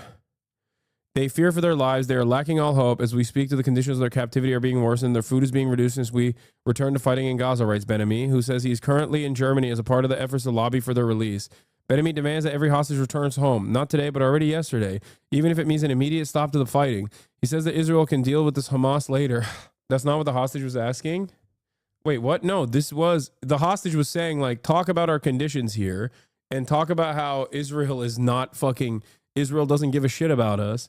And he's doing the most political statement he can in terms of releasing a statement. But the hostages must be brought home now, as it is not certain that they will continue to live in the coming days, since they are in constant danger of death from the moment the fighting resumed. He promised to do everything in my power to bring you and all the hostages and their families alive. Yes, I talked about half the messages are now cover this, cover that. I don't know what happened. Did people realize that this is a good way to piss me off? So now they're just like constantly demanding I cover shit that I've already covered. Is that what's going on? Like everyone in the chat is like, cover this, cover that. Did you cover this? Did you cover that? It's a lot more than usual. Normally, that last part really did not seem unscripted. Yeah, no, that part was definitely scripted. What are you talking about? They fucking said it over and over again together. That part was deliberate. I think it's fallen fans trying to piss you off to clip you. No, there's no way. There's been like 10,000 people. Like, I don't think this person is a fallen fan that's trying to clip me yelling at them. This is just a person who just came into the chat, didn't read the fucking pinned statement, and is just going, just assumes that I haven't covered it yet and wants to inform me on something that's going on as though I haven't talked about it. I don't know. But in the stream title now, I guess it is in the stream title. Expectation. So they'll be doing a lot of a lot of building, all sorts of businesses, including the basics of automobiles. We have, as you know, Honda is coming in with a massive plant to Indiana. But there are many plants that are happening, and literally some are started already. General Motors is already redoing plants that were half abandoned, or they have plants that weren't being fully utilized. They're going to be, they and others are going to be making parts and other things in those plants so that it's one-stop shopping finally. It's ridiculous. You had to go to Mexico, you had to go to Canada. A car went all over the place. It was like, I don't know how that would have worked, but that's the way it sort of ended up. We had a deal, and we have a deal, which is fine, but people took advantage of the deal. They cheated. And when you cheat, the deal's unfortunate. But now what's happening is the numbers are beyond our wildest expectations. Now, having to do with cutting, we've done a lot of cutting from people, ideally the people that aren't doing the job. In many cases, people weren't attending jobs. In some cases, in many cases, people didn't exist. Is that good, Chad? They had on the government rolls people that don't even exist. But of the ones that did exist, as you know, many didn't come to work. Many had no intention of coming to work. Many were paid and working someplace else. There were lots of bad scenarios, but they're being weeded out, and I think we're probably ahead of schedule on that. And to me, something that was just terrible is the contracts are finding, the fraudulent contracts that we're finding, where millions and millions of dollars and even billions of dollars in some cases were given out. And I think we'll start with that. I'd like to start with Doug Burgum, Secretary of the Interior. He told us about a couple of contracts, everybody, and they couldn't believe it. Doug, could you just relate what you told us a little while ago? No, happy to, Mr. President. There's a federal consulting group, which was a group inside of Interior, but it was managing contracts from many different agencies that flowed through here. One of those contracts was to do surveys of individuals, $830 million for surveys. And so part of the question was, hey, could we actually see the surveys? And then the surveys came back, and a survey was like 8.5 by 11 sheet of paper with 10 questions that anyone's child in junior high could have put together, or AI could have done for free. $830 million. So that's one that we've stopped. And that contract was going out after you were inaugurated, sir. So it was jumping. It's a pure fraud. Yeah. It's a fraud. But we've had many fraudulent contracts that were caught by the work that Elon and his people are doing, and working with our people. It's been brought to light. The fraud, not waste and abuse, the fraud has been incredible. You mentioned one, Madam Secretary. Well, yes, sir. Well, let me just add to that, and thank you. We just had a wonderful cabinet meeting, all aligned on certainly the effort to realign the government. But even at the U.S. Department of Agriculture, we've canceled a $300,000 contract educating on food justice for queer and transgender farmers in San Francisco. A similar contract we canceled in New York, again, educating transgender and queer farmers on food justice and food equality. I'm not even sure what that means, but apparently the last administration wanted to put our taxpayer dollars towards that. We canceled a $600,000 contract out of Louisiana that was studying the menstrual cycles of transgender men, a $600,000 contract. We canceled another contract out of university in the middle of the country that focused on getting more diversity, equity, and inclusion into our pest management industry.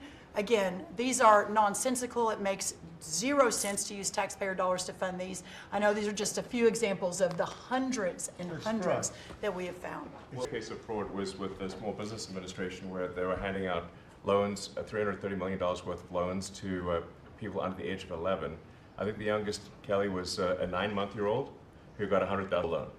That's a very precocious baby we're talking about here. We're tackling the fraud, waste, and abuse in the agency. We've seen, hundreds of billions of dollars of fraud go unprosecuted, so we're taking that on. We have a zero tolerance for fraud, and we continue to crack down on it and make sure people are held accountable.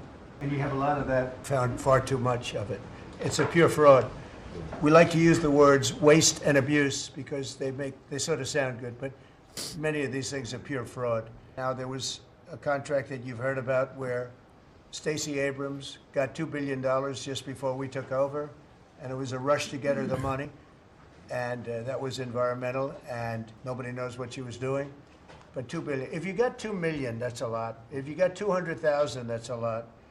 But this was $2 billion was given. Lee, do you want to talk about that? And the other one that was even worse. EPA has now canceled over $22 billion worth of contracts. $2 billion going to this NGO that Stacey Abrams was tied to. They received only $100 in 2023. And then the Biden administration gave them $2 billion. The director of the Greenhouse Gas Reduction Fund saw his former employer get $5 billion. So $20 billion went to just 8 NGOs, and they're all pass-throughs. And then they were giving it to other entities, many of them were pass-throughs. And what you have is all these extra middlemen, they're taking their cut. And the taxpayer ends up getting screwed. They're losing out on all this hard-earned money. They can't afford to have the federal government waste. The partnership with Doge and Elon Musk has been incredible at EPA. Their team is very talented. We wouldn't have been able to do it without them. And of course, this mandate from President Trump to make sure that we identify every last penny, whether we're saving $50,000, $5 million, or $22 billion. We will not rest until every last penny is saved. Thank you, Mr. President, for the opportunity to do this for the American public. So we have a lot of that. We're getting down to a point we think probably over the next 2 or 3 months we'll be pretty much satisfied with the people that are working hard and want to be members of the administration and our country, really. And they're doing a lot of good people. We have a lot of great people. We want to keep the good ones, and we want to get rid of the ones that don't exist, and we want to get rid of the ones that do exist but don't work. And we have quite a few of them. Would anybody else like to say something before we take some questions from the press, please? Doug Collins. Yeah, Mr. President, I think one of the things that you've always told me is take care of our veterans, and that's what we're doing at the VA. And one of the things, though, is you also have to know who your employees are. You have to know the very fact of who you are. We're 470,000 roughly when we started this, larger than the active duty Army, when you think about that in the perspective. But however, this is an interesting point. When I first got there and we started looking at this, how you take care of people, we didn't have an HR system that could actually give us a rundown on who actually was working where. That we've had to work with that, working with our VA employees who are those liaisons. We've been able to put together an organizational chart which we can start looking at that. But the interesting part about it is about taking care of veterans, and what you've told me to do is how do we get the people in the right places. And I think when we look at this, GAO has told us we were high risk for years.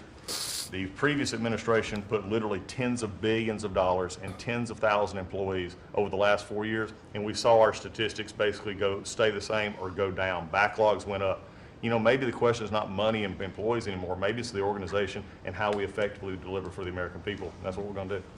Well said. And you know, one thing I want to add to it, it is not necessarily a very popular thing to do. You know, you're talking about employment, you're talking about people and the lives. Do these guys in the room actually think they're doing good work, or they're actively acting? They don't care. That's it. They think that it's sick. It doesn't really matter to them. They're in that position so that they don't speak out. People. And yet, I think the American public understands we're trying to save our country and make our country great again. I mean, you could say it, but we're trying to save our country from this extraordinary thing that was happening. What they were doing to our country was just a horrible thing. And I have no idea how it plays out in the public. I guess you see poll numbers that are very good numbers, but I don't know what that means long term. But it's something that has to be done. If we don't do it, we're not going to have much of a country left, so we have to do it. So we're doing things that I think a lot of presidents wouldn't be inclined to do, but we're doing it to really, you know, I don't want to use cliche. I don't want to say we're doing it to make America great again, because I say that on the campaign trail, but there's really no other words that could express it better than that. We're doing it to help our country, and our country was riddled with fat, like no country probably anywhere in the world, and we're getting rid of the fat. And at the same time, we're going to be bringing in millions of very good, high-paying jobs, and we're going to be taking in a lot of money. Our country's going to be very strong. We've been ripped off by every country in the world, friend and foe. We were taken advantage of like nobody's ever seen. And you saw what happened today with Venezuela. We did something with Venezuela, which is long in the making, and it's very substantial. and we'll be announcing cars very shortly. We already announced steel, as you know, and aluminum. Anyone that gets oil from Venezuela gets hit. They get slapped with a 25% tariff. We'll be announcing pharmaceuticals at some point in the not too distant, because we have pharmaceuticals. We don't make pharmaceuticals anymore in our country. And if we have problems like wars or anything else, we need steel, we need pharmaceuticals, we need aluminum, we need a lot of these things that we sort of don't make anymore, and yet we're equipped to do it all. So we'll be announcing some of these things in the very near future, not the long future, the very near future. And it'll bring in billions of dollars, billions and billions, and it'll bring in, maybe more importantly, jobs. It'll protect the jobs we have, and it's going to be really quite amazing. Chris, did you have something to say? Yes, Mr. President. I want to say energy is the infrastructure that makes our country run and drives our national security. The Biden administration grew my department, the Department of Energy, by 20%, and expenditure much more than that, all in an effort to reduce the production of energy in the United States and to make energy more expensive. We are stewards of the American taxpayer dollars, right? That's the job of everyone around this table, led by you. We want to reverse that trajectory and care about every dollar an American taxpayer gives us, and are we using it for the benefit of Americans? Let me tell you one thing, huge growth in expenditures, huge growth in employee count. Puerto Rico, an American territory, had its electricity grid destroyed. They had billions of dollars in the Department of Energy to help Puerto Rico, yet they didn't spend that money, because that money would have meant more energy, more jobs, more prosperity in Puerto Rico. They wanted to have them as a poster child of wind and solar. This island should run on wind and solar. That just doesn't work. But they cared about politics more than the American people, and they didn't treat the dollars like they were their dollars. Yeah. This table, the team you have assembled, we're treating the American dollars like they're our dollars. Thank you. You're doing a great job on energy, by the way. We have things happening with energy that will knock your socks off. A really amazing job. Howard, do you want to say a couple of words? Well, what is so exciting is April 2nd is just around the corner, and that's American Liberation Day. That's the day. Oh my God. Okay. Look at this screen. Look at this screen. I'm banning people now. You have to be trolling. I'm going to start banning people permanently going forward. I'm sorry if you can't even fucking read the text on the screen. I mean, this is a valuable experience for all of the people in the chat that say, "Hey, why don't you just fucking put it on the screen? We already pin it. Nobody cares.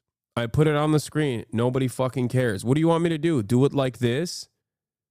Is that the only way that people will no longer ask me shit that I've covered already? What is going on, man? Put black outline on the white text. Stop. Take an hour off.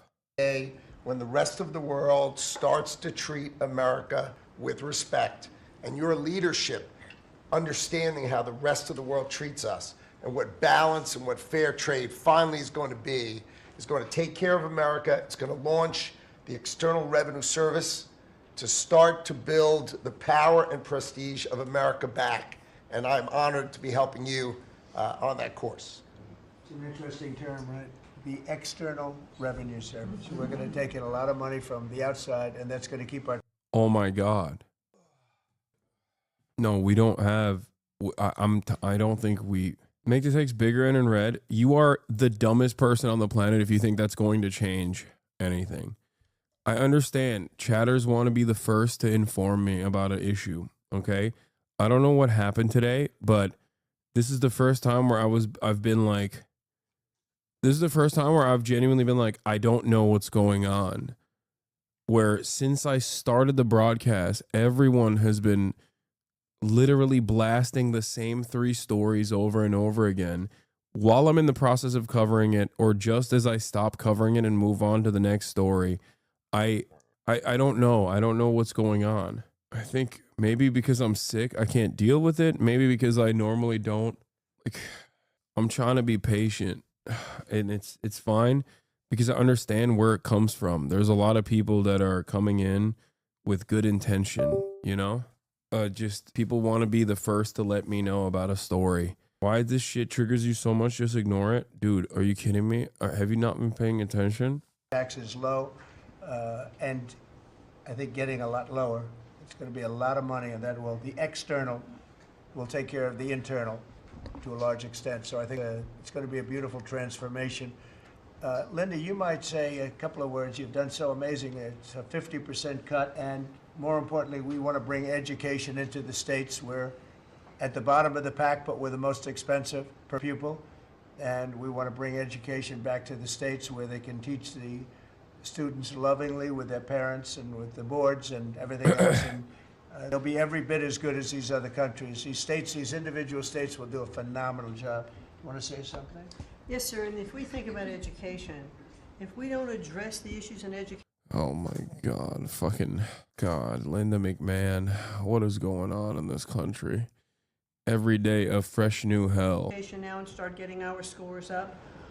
What about our next generation after that? Where are our engineers, our doctors, our lawyers, our scientists, our AI and technical experts going to come from? We will go farther and farther down, and with everything else we're doing within our country, building manufacturing, bringing all of that back, if we don't educate in the best way we can, we will be lost, and those generations will be lost. It is, I think, the cornerstone of our culture and what we need to focus on. And so by having education at the best place where it can be, which is at the states, the local levels, with governors, with best practices and tools, which I hope the Department of Education can help supply for them, we'll do it. And Linda, as you know, the SBA has taken over her student loans, which is a lot of loans. It's a big job. And Kelly, we appreciate that. You're going to do fantastically well. And Bobby is going to be taking over their various medical aspects and health aspects of the educational process. So, and he's going to do a fantastic job of it. So thank you very much. Thank you, Mr. President. I just say that. Oh, here we go. Can't wait to hear from this guy. He called October 7 a Holocaust earlier today. It's so funny because RFK Jr. is deeply anti-Semitic, but also deeply pro-Israel. He is one of the funniest cabinet members in that regard, where he is straight up in like, Ashkenazi Jews actually created COVID alongside the Chinese as a bioweapon.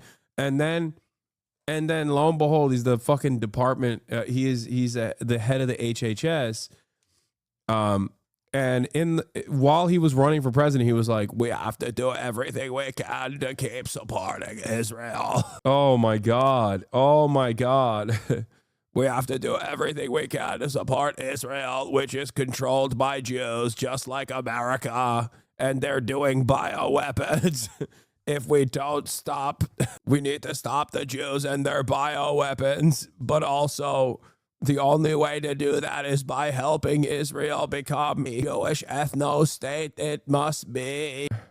I'm very grateful to you and very grateful for the partnership with Doge, with Elon. We've identified extraordinary waste in my department and HHS. The expenditures, the budget of HHS during the Biden administration went up by 38%. The employees went up by 17%, and healthcare went down. We have 40 comms departments. We have 40 procurement departments. We have 40 IT departments, and we have 40 procurement, HR, none of them talking to each other. We are, with Elon's help, eliminating the redundancies, are streamlining our department. We're going to go back to providing gold standard science. We're going to get the money to the scientists and to the patients, rather than to the administrators and to the bureaucrats. And we're going to restore gold standard science, and we're going to make America healthy again. Thank you very much. It's great. If you might, Madam Secretary, say a little bit about what's happening and how well we've done at the border. Sir, this last week I was in Arizona, California, Alaska, and Florida, and CBP literally has almost 100% operational control of the border, which means that our country is secure and that we know who's coming into this country and that they love our country and they want to help keep it great into the future. We are, in the month of March, the last couple of weeks, increased our deportations by 50%, so we're now not even just getting the worst of the worst out. We're making sure it's consequences for being here and committing crimes in our communities. And the numbers are continuing to escalate and to go up. Sir, this week I'm headed down to El Salvador. I'll be in the prison where we sent TDA members. I'll be meeting with the president and also Colombia and Mexico and talking about building these relationships so that we can continue to get people out of this country that don't belong here and take them home. And also you had talked to me about sending the message worldwide about the fact that people shouldn't be coming to this country and they shouldn't be coming here illegally. So we are in several other countries around the world with a message right now that's saying, if you are thinking about coming to America illegally and coming here, don't do it. You are not welcome. We have a legal process to becoming a United States citizen, and there are consequences if you come here illegally, and America has changed because we're putting Americans first. So we've also, the Coast Guard has done phenomenal work. I don't know if you all have reported on it, but we have broken historic records in the amount of drug interdictions that they have brought in. We've repositioned the fleet to go after the fentanyl. It's so sick because as long as they just keep saying things, as long as they keep saying shit, doesn't matter if it's true or not, and it's not true. People just go, yeah, based. It's like, has America spiritually, physically, literally, figuratively gotten better since the Trump administration? Look around. Do you feel like America's gotten better? Or is there an air of not only discontent, but unease that already existed in the Biden admin, but has gotten worse? Is there just a vibe change that is happening, a vibe erosion that is happening on top of everything else? We got the fattest Gestapo agents door knocking and deporting people randomly, like that Venezuelan gay barber, to fucking El Salvador, claiming that he is a Tren de Agua, soccer coaches, just random people with no due process in direct violation of the courts. It's like the Trump administration took the worst aspects of the Biden administration and said, yeah, we're going to do that tenfold. Guess what? It's going to be awesome. And you're going to love it. Like virtually all of the awful things that were taking place under the Biden administration, and also on top of that, like no need to address the cost of living crisis or anything like that, is basically continuing and getting significantly worse. Like all of the apprehension, all of the suppression of political dissent, it escalated dramatically now under the Trump administration, and there is no entertaining the notion of this cost of living crisis that many Americans were understandably disturbed by. Does it feel better? This is a serious question I have for the Republicans that come in here to be like, Hassan, you're a fucking terrorist. I can't wait for someone to put a bullet in the back of your head. Fuck you, Hamdan. Do you feel like shit's improving?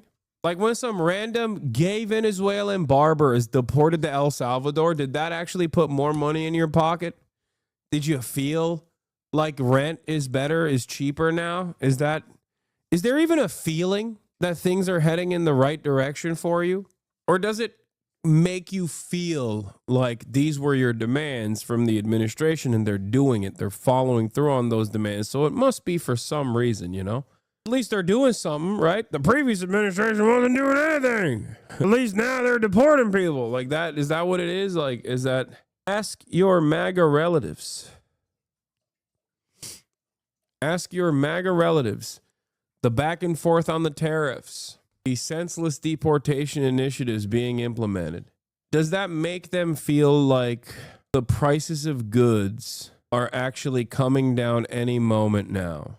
My uncle want to have slaves? Okay, well, maybe your uncle might not. My dad feel better at least. My uncle want to have slaves? Okay, that... Maybe your uncle is not the best person to ask because I think he might be a psychopath. Yeah, I don't have a puppet sitting in the Oval. That's progress for me. Dude, Biden was a puppet for sure. Okay, for corporate interests and also for Israel. Like he behaved like a fucking fleshlight for Benjamin Netanyahu. Not to say that like the role reversal is that America still holds all the cards on Israel, but he behaved like one. But if Biden was behaving like a puppet that was doing everything at the behest of Israel. What the fuck is Trump? Like, actually, what is Trump? Biden's the Tenga. Donald Trump is the Suckmaster 5000. If Biden is a Tenga toy, like a disposable Tenga toy on its last leg, okay, and it's like, BB, please put it in one last time before I die, please. Donald Trump is the Suckmaster 5000 that is like willing, okay? Every time it gives Benjamin Netanyahu a new suck, it's like it's like it's sucking for the first time ever. Like, what do you mean? What do you mean? Yeah. Finally, we got a real independent in the office, which is doing the exact same thing that Obama did by bombing Yemen, the exact same thing that Trump did in his first term by bombing Yemen, the exact same thing that Joe Brandon did by bombing Yemen. I asked a very direct question. 49 transgender athletes are barred from competing in the NCAA. 49 total. Okay? Did that lower your rent? Did that make your bosses increase your salary? Did that make the cost of goods more affordable in any way, shape, or form? 49 college athletes are barred from participating in NCAA competitions at the collegiate level. What did that do for you? The answer is nothing. And I think it's better for people to recognize that the answer is nothing and exhibit buyer's remorse. This is not a liberal community that'll go, ha ha, I told you so, dumb fuck. As long as you recognize that, you know, it was wrong and you do everything in your power to stop this cruelty that is simply a mechanism for distraction because they don't want to do anything that will help you. They don't want to do anything that will improve your lives. All this DEI shit, all this woke shit, it's nonsense. It's complete and utter nonsense. It's just a distraction. Oh, we're killing DEI. Hell yeah. So much winning. Oh my God. So much fucking winning. My father-in-law thinks everything's getting better. He's the biggest hog ever. He loves every minute of it. All he talks about is woke. Ask him what he has won that does not like pertain to some arbitrary marker he has set about wokeness and how you have defeated wokeness. The Trump administration and the Republican Party as a whole are so good at creating fake villains and fake concepts to destroy when those concepts in and of itself have never actually harmed anyone. They're so good at turning that fake bullshit into the most significant battle to fight. Okay? It always reminds me of the elephant spray meme, right? I have a can of elephant spray in my apartment. My friend visits my apartment and says, why do you have a can of elephant spray in here? I say to him, well, there's no elephants around. Guess what? The spray is for good reason. Well, there was never a problem to begin with. The fuck do you mean? I guess it works. It works for a lot of people. Yeah, your Vegas Uber driver who got fired because of corporate greed but still blamed Biden and hated woke because of podcasts. I know.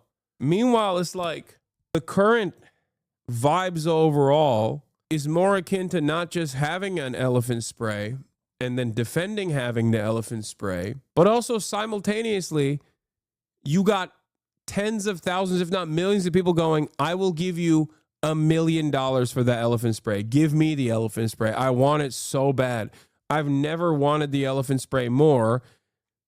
Maybe I can sell it to the next guy for an even higher price. So we're in a circumstance that's even fucking dumber than the elephant spray theory that I brought forward. It's like people are like, oh, I want it. I need that elephant fucking spray, dude. It's just no elephants there. No elephants here either, but I still need it.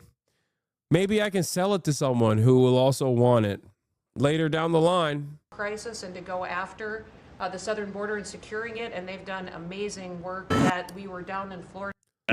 Not a bear in sight. The Bear Patrol must be working like a charm. That's specious reasoning, Dad. Thank you, honey. By your logic, I could claim that this rock keeps tigers away. Oh, how does it work? Doesn't work. Uh-huh. It's just a stupid rock. Uh-huh. But I don't see any tigers around here, do you? Lisa, I want to buy your rock. Woohoo! A perfect day. 0 bears and 1 big fat hairy paycheck. Hey, how come my pay is so low? Bear patrol tax $5. What? This is an outrage. It's the biggest tax increase in history. Actually, Dad, it's the smallest tax increase in history. Let the bears pay the bear tax. I pay the homer tax. That's the homeowner tax. Well, anyway, I'm still outraged. They brought in $500 million worth of cocaine that they had done in 14 interdictions and had brought them in, going right directly after the cartels and doing great work there. And we have a cutter that we have sped up the process, surf, the icebreaker, that'll be hitting the waters here this summer. And we've got 2 more that will be coming. But, you know, Russia's using their cutters and icebreakers up in the Arctic to do surveillance on us, and we're going to reposition our fleet to continue to partner. I want to thank the Secretary of Defense and the Navy for all of their help and partnership too. We do operations together because their obvious Navy warships are in certain regions, but our cutters are faster and can work together in a partnership that's securing America. So, and we're going to eliminate FEMA. So we've got a lot to. Oh, hell yeah. Hell yeah, baby. Time to eliminate FEMA. God, it's the dumbest fucking country on the planet. I swear to God. We have an entire administration filled to the brim with the biggest morons. Well, they're not even morons. They're just evil morons. They're evil, monstrous morons. And they're leading a fucking flock of hogs directly over the cliff. And the hogs are championing that. They're marching over the cliff. Every step of the way, they're like, hell yeah. One step, 1 foot in front of the next. Hell yeah. To do, but it's all good, and we're working hard, and we're going to make sure that we're continuing to do exactly what we promised. That's great. Great job. Yesterday, there was a plaza that you know well. There'd be hundreds of thousands of people standing at that plaza, pouring into our country, totally unchecked. Many people from jails and prisons and mental institutions and gang members, and horrible. And they just pour into our country. Yesterday, I was speaking to somebody, I was checking on the border, and they said there was literally nobody in this massive plaza. You know, we're talking a plaza that would hold hundreds of thousands of people. There was literally nobody there. There was one person sweeping it, but there were no people. It's been amazing. It's been an amazing transformation quickly. And we're getting the bad ones out first, and we're taking them out. And there's some really bad ones, murderers of more than one people. At least 50% murdered more than one person. This is the people that were letting in through their open border policy. It was terrible. But I want to just congratulate you and Tom Holman on the job you've done. Boston this weekend, hundreds of dangerous criminals were removed, 4 killers taken out of the country just by what they did in Boston. It's funny that Hassan said AOC was outflanking Bernie on Gaza when she said being pro-Palestine isn't electorally advantageous. When did she say that? Dude, stop spamming. Answer my question. When did she say that? AOC did objectively outflank Bernie on Gaza. She called it a fucking genocide way before Bernie ever did. Like, that's what I meant when I said AOC was outflanking Bernie on Gaza. And also, if she said being pro-Palestine isn't electorally advantageous, she's the most wrong anyone has ever been. But that would be shocking. It'd be shocking to hear such a objective falsehood. I don't even know if Bernie's ever called it a genocide, as a matter of fact. Che Bad, 25. She was killed for it on social media. Yeah, I don't think she said that. But if you can find it, I will look into it. First new Contra video in a year, bro, is 2 hours and 40 minutes long on conspiracies and why conspiracy theories are so successful. 2 hours and 40 minutes long. That's wild. You see Bernie got clipped out of context yesterday? Yeah, I did. I did see that. I covered the full video and I didn't like it. I saw the 13 seconds, but I actually covered the full response that he gave. And I still didn't like his response in general. I think it's like, once again, conceding to the framing of the right on the matter.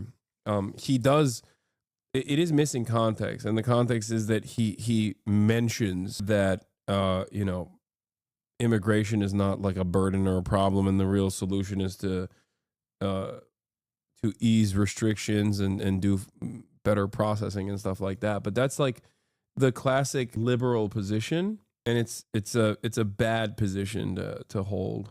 You should definitely take shots on abundance because that shit sucks. I don't really care. I also don't care about leftists shitting on Bernie. I don't. It's fine. Leftists have no motion in general, so who cares? Like that's the reality. We have zero motion in general. We have no.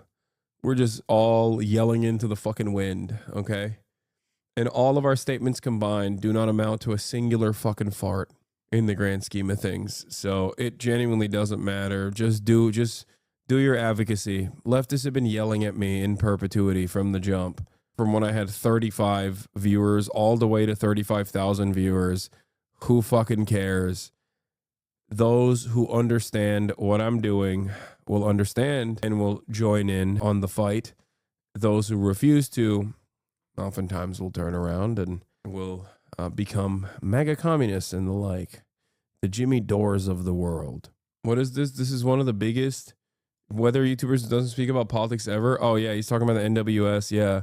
Weather forecast about to get dicey. National Weather Service forced to cut weather balloon launches in half across the Midwest. Less data equals less accurate forecast. Blame the staff shortage.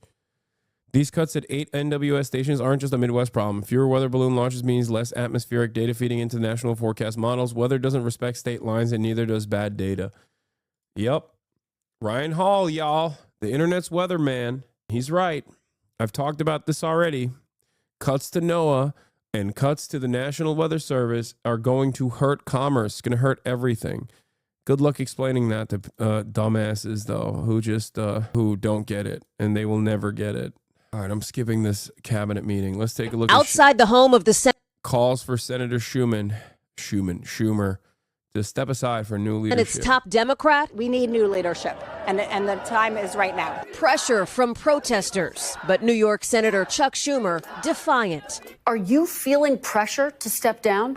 I think it's kind of going back to the NWS thing. It is wild. The NWS cuts and everything else that the Trump administration is doing, especially at a time when anthropogenic climate change is ripping through the American heartland. You are directly killing your own base. You're directly killing as many Americans as possible when you cut FEMA. When you cut FEMA and you cut NWS, you're both cutting the response to the natural disasters, and you're cutting the predetermination system for natural weather disasters. It just doesn't even make sense. I don't understand it. Look, I'm not stepping down. Skepticism about Schumer's leadership intensifying after he and a handful of other Democrats joined Republicans. Man, are you fucking kidding me? Look at the fucking screen, dude. Look at the screen. Look at the screen. Look at the screen. You're acting like a doomer right now? No, I'm not. What? I'm just sick and I'm fucking tired. Republicans this month to pass a funding bill keeping the government open. I knew when I cast my vote against against the government shutdown that there'd be a lot of controversy, but a shutdown would be 15 or 20 times worse. Some now demanding to see more of a fight against the Trump administration. Do I think the Democrats have been effective in rallying the American people in stopping Trump's movement toward oligarchy and authoritarianism? No, I don't. Senator Bernie Sanders fiery at recent rallies with Congresswoman Alexandria Ocasio-Cortez. The pair of progressives drawing big crowds, including, by Sanders' count, 34,000 in Denver alone. We need a Democratic Party that fights harder for us, too. And blasting the billionaires around the president, including Elon Musk, who's leading the charge to slash the federal workforce. Musk's company, Tesla, facing new protests this weekend with boycotts and demonstrations coast to coast. We are not going to be silent. We are not going to sit back and allow him to just run over us. I want the board to take him off as CEO of Tesla. Musk railing against displays that have sometimes turned violent. And despite the recent dip in Tesla's share price, rallying workers during a live-streamed staff meeting. So what I'm saying is hang on to your stock. And when it comes to Democrats, NBC News has learned former President Biden has offered to help the party by raising money or campaigning, according to people close to him who say he reached out to the new Democratic National Committee chair. No comment from the DNC on that, as our new NBC polling shows only about a quarter of voters, 27%, have positive views of the party. That is Democrats' lowest rating in our poll in more than 3 decades. Hey, thanks for watching. And don't forget, you can catch the Today Show every... Let's hear what one of the real leaders of the Democratic Party is saying to all of the people freaking out at the Democratic Party. Let's hear from a young, buxom lad. Your party is in disarray, criticism, it's ineffectual as a... Then let me say this. You are hearing from voters concerned, as they see it, that your party is ineffectual as a minority. That is a fact. They are at town halls. They are making their voices very clear on this. So I want to know how you see it. What is the issue right now? What is the challenge for the Democratic Party right now? And how did the party get here? I certainly do not see a party in disarray. I disagree with you fundamentally. I've helped build the party here in Northern Virginia. Yeah, he means it. Like, he was there when the Democratic Party was established. You know what I mean? We're in great shape. We're going to win the governor's race this November, one of the only 2 in the country. And there's a lot of enthusiasm. Your party is in disarray. Is this the guy that shot Lincoln? Yes. Come on, he's reformed. He like I say, he's young, he's vibrant. He's the guy we need for this moment. And that's what's important. I'm glad that we have good leadership. Donald Trump and... Speaking of people running for office, here's my moot cat. She's running for Congress. Elon Musk are dismantling our country piece by piece. And so many Democrats seem content to just sit back and let them. So I say it's time to drop the excuses and grow a fucking spine. I'm Kat Abou-Ghazaleh, and I'm running for Congress in Illinois' 9th District. Unfortunately, this party has become one where you have to look to the exceptions for real leadership, as the majority work from an outdated playbook. We need a makeover, which means we need a vision that's bigger than what we've been told is possible. There's Kafi on the left, she's Palestinian. Absolutely no reason you shouldn't be able to afford housing, groceries, and healthcare with some money left over. Families should have free childcare, Social Security should be expanded, and our inalienable rights shouldn't be dependent on who's in power. That means standing up to authoritarians, not shrinking away when the fight gets tough. And while current Democratic leadership might be fine cowering to Trump, I'm not. I've spent my entire career reporting on the far right and being attacked by them as a result. In fact, just a few months ago, Elon Musk's lawyers deposed me here in Chicago to ask about my mean tweets. Look, I thought comedy was legal again. This is all to say, I'm not scared of standing up to these people. I know how they think, and I know how to beat them. But my campaign itself is going to be different too, because I don't want to wait a year to help people. We're focused on meeting constituent needs with one simple rule. What if we didn't suck? My campaign and I would rather spend our money on book drives and clothing exchanges and public events than fancy fundraisers for rich donors. I also want my campaign to be as transparent as possible. That's why I'll be posting regular videos about the costs and steps of running for office. We all deserve better. We deserve human rights and financial freedom and a party that stands up to authoritarians. We deserve to thrive, not just survive. And I plan to fight for those ideals both on the campaign trail and in Congress. If you want to know more about me and what I believe, you can go to catforillinois.com. I do need to mention that campaigns cost money and ask you to contribute what you can. But I promise your donation will not be wasted on old, ineffective tactics. No spammy guilt trip texts, no focus groups to test my views, and no grifty consultants who care more about their paycheck than actually winning. It's time to challenge the status quo, and if our leaders won't do it, we will. I'm Kat Abou-Ghazaleh, and I'm running for Congress because it's time for Democrats to do more. Yeah. Also, this was a funny moment, but reporters, are you concerned at all about incumbents getting ousted this cycle? Here, let's hear what the Dems have to say about this. Are you concerned at all about incumbents getting ousted this cycle, and what specific steps are you taking to prevent I'm not familiar with what you're talking about. Congressman Schakowsky is facing a challenge from Kat Abou-Ghazaleh. She's a long-standing member, obviously a long-standing, stalwart, progressive member. I'm unfamiliar with this particular. Yeah, the person she's running against in Illinois is Jan Schakowsky, who's like 80 years old. Kat is 26 years old. She worked at Media Matters. She's a progressive influencer. She's a progressive journalist and is running against 80-year-old 14-term Democrat incumbent. If Gen Z is as fed up with the status quo as they say, I wonder if we'll be seeing a lot more of these kinds of matchups.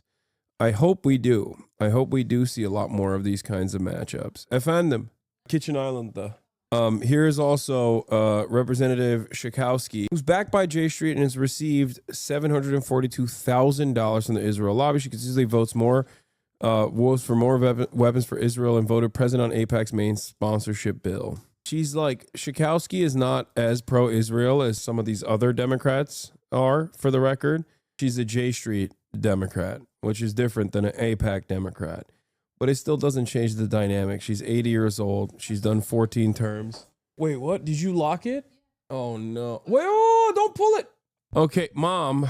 Oh, my God. Hold on. It hasn't even been 2 months, and most Democrats are ready to seek control of Trump. Mom. I mean, don't get me wrong. They've had some great ideas. Giving up, playing dead, getting mad at their constituents. But it's not over yet, because Democrats have one last strategy: abandoning their entire base. On Sunday, Politico released this article about a Democratic retreat in Loudoun County, Virginia last month. Attended by staffers, consultants, electeds, and party leadership, this group laid out 20 solutions to win back the working class. And all of them, at least the ones listed in this article, are various middle fingers. Because instead of reflecting on where they went wrong in Harris's campaign, like not differentiating her and Biden at all, or courting this mythical Liz Cheney superfan, or putting a muzzle on Tim Walz, these Democrats have decided it's just easier to become Republican light. Here are some actual quotes from this Democratic Party victory plan. Democrats should ban far-left candidate questionnaires and refuse to participate in forums that create ideological purity tests. This is a pretty obvious dig at an ACLU survey in 2019 given to Democratic primary candidates.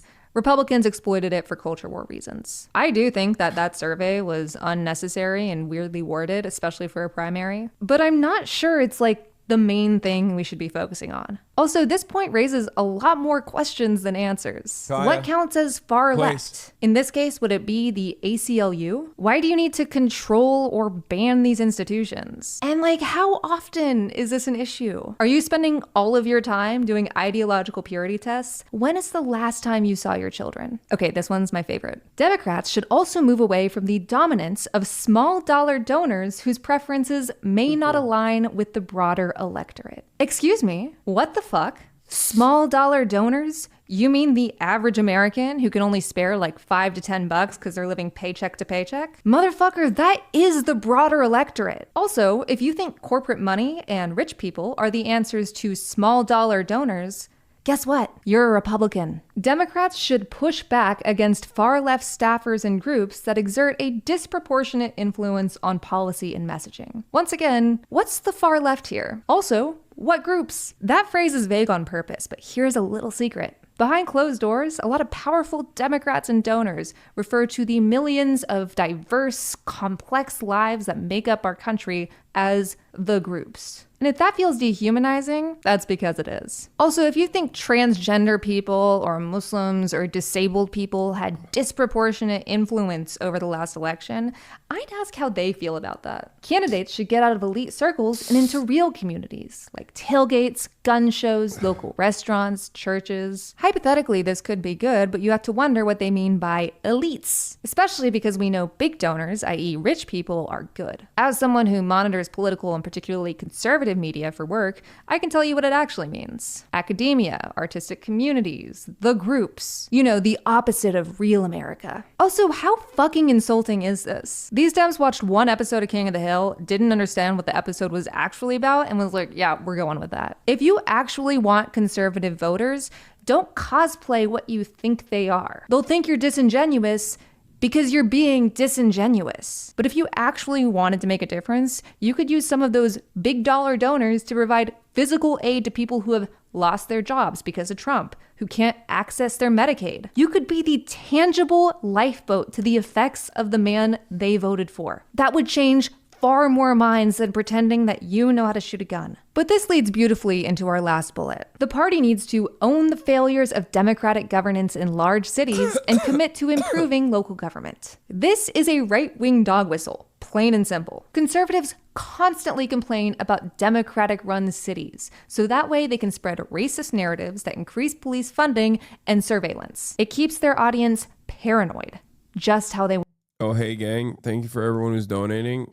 Hey, congratulations. Good luck, Kat. Respect for putting yourself out there like this. For Democrats to be saying that is scary. I do agree we need to support and highlight local government way more. But to do that, you need to look at large cities. 80% of America lives in urban areas. Those people matter just as much as the other 20%. This is not moderation. It's soft radicalization. We didn't lose to Trump because Kamala Harris was too woke. We lost to Trump because the Democratic Party refused to change. They refused to have an actual primary to give voters another option besides Joe Biden. And once Harris was in, they stalled her momentum, reining her in so she didn't go too far left. And it's not because they didn't want to alienate conservative voters. It's because they didn't want those goals, those far left ideas, to happen. Most progressive policies are wildly popular if you don't market them like an idiot. For example, the vast majority of Americans would love for their tax dollars to pay for the doctor. The vast majority of Americans want more than a month off when they have a baby, and to be able to afford childcare when they go back to work. They want their tax dollars spent on fixing roads and funding schools and paying for their parents' social security, rather than bombs and corporate tax breaks. There is no reason we can't have all of this, except for the fact that it takes a lot of work and corporations would earn a little bit less in profit. And I mean, we can't lose their lobbying dollars, can we? This is why a shit ton of people in Congress, regardless of party, don't even try to make things better. Central Community was introduced me to this a few days ago. Yes, dude, I see a lot of Gary stuff. I know he's popping off, and he's a good dude. I like his opinions. He's very good. We've been watching his stuff on here as well. All right. And why even more people in the media demonize those policies. If these policies weren't popular, people like Rupert Murdoch wouldn't have to spend billions of dollars to convince you that they're not. The Democratic Party is supposed to be the opposition party. Yes, we deserve more than a two-party system, but we don't have that yet. So this means right now, Democrats either need to step up or step down. We don't need an opposition party that tries to accomplish the same stuff as the other guys, but a little quieter, a little more polite. There is one way to move the needle here, and we have to do it while we still can. The answer is to primary every Democrat who is not doing their job. And guess what? You can do it. You'll either win, and then you can run in the general election and try to make your vision reality in Congress, or you lose. And that sucks. But guess what? Most incumbent Democrats aren't used to primaries. And by running against them, you have jeopardized their access to power, which is the only thing the vast majority of Congress cares about. They should be using their platforms, their voices, their physical bodies to try to stop Trump's agenda, or at least slow it down wherever possible. They should talk to voters every single day, not abandon them. And they should publicly distance themselves from any colleagues that are willing to collaborate with Trump. Because if you're spending your time doing shit like this, you should probably join the other side. I heard they love opportunistic grifters. But it looks like So here is Yorgun Seçmen. Oğlum sen bu falan bilmiyor musun? This is my least favorite type of chatter who comes in and is like, there's got to be some cynical reason why you haven't covered this thing that you definitely have covered every single fucking day. And so I can't comment on it beyond having a conversation with Jan at some point. There's a lot of energy, a lot of angst, a lot of anxiety, of course, across the country as it relates to the parade of horribles that Donald Trump has been unleashing on the American people. Are you concerned at all about incumbents getting ousted this cycle? And here's everyone's favorite drunk, Pete Hegseth, the Department of Defense Secretary. Damn, this guy's good.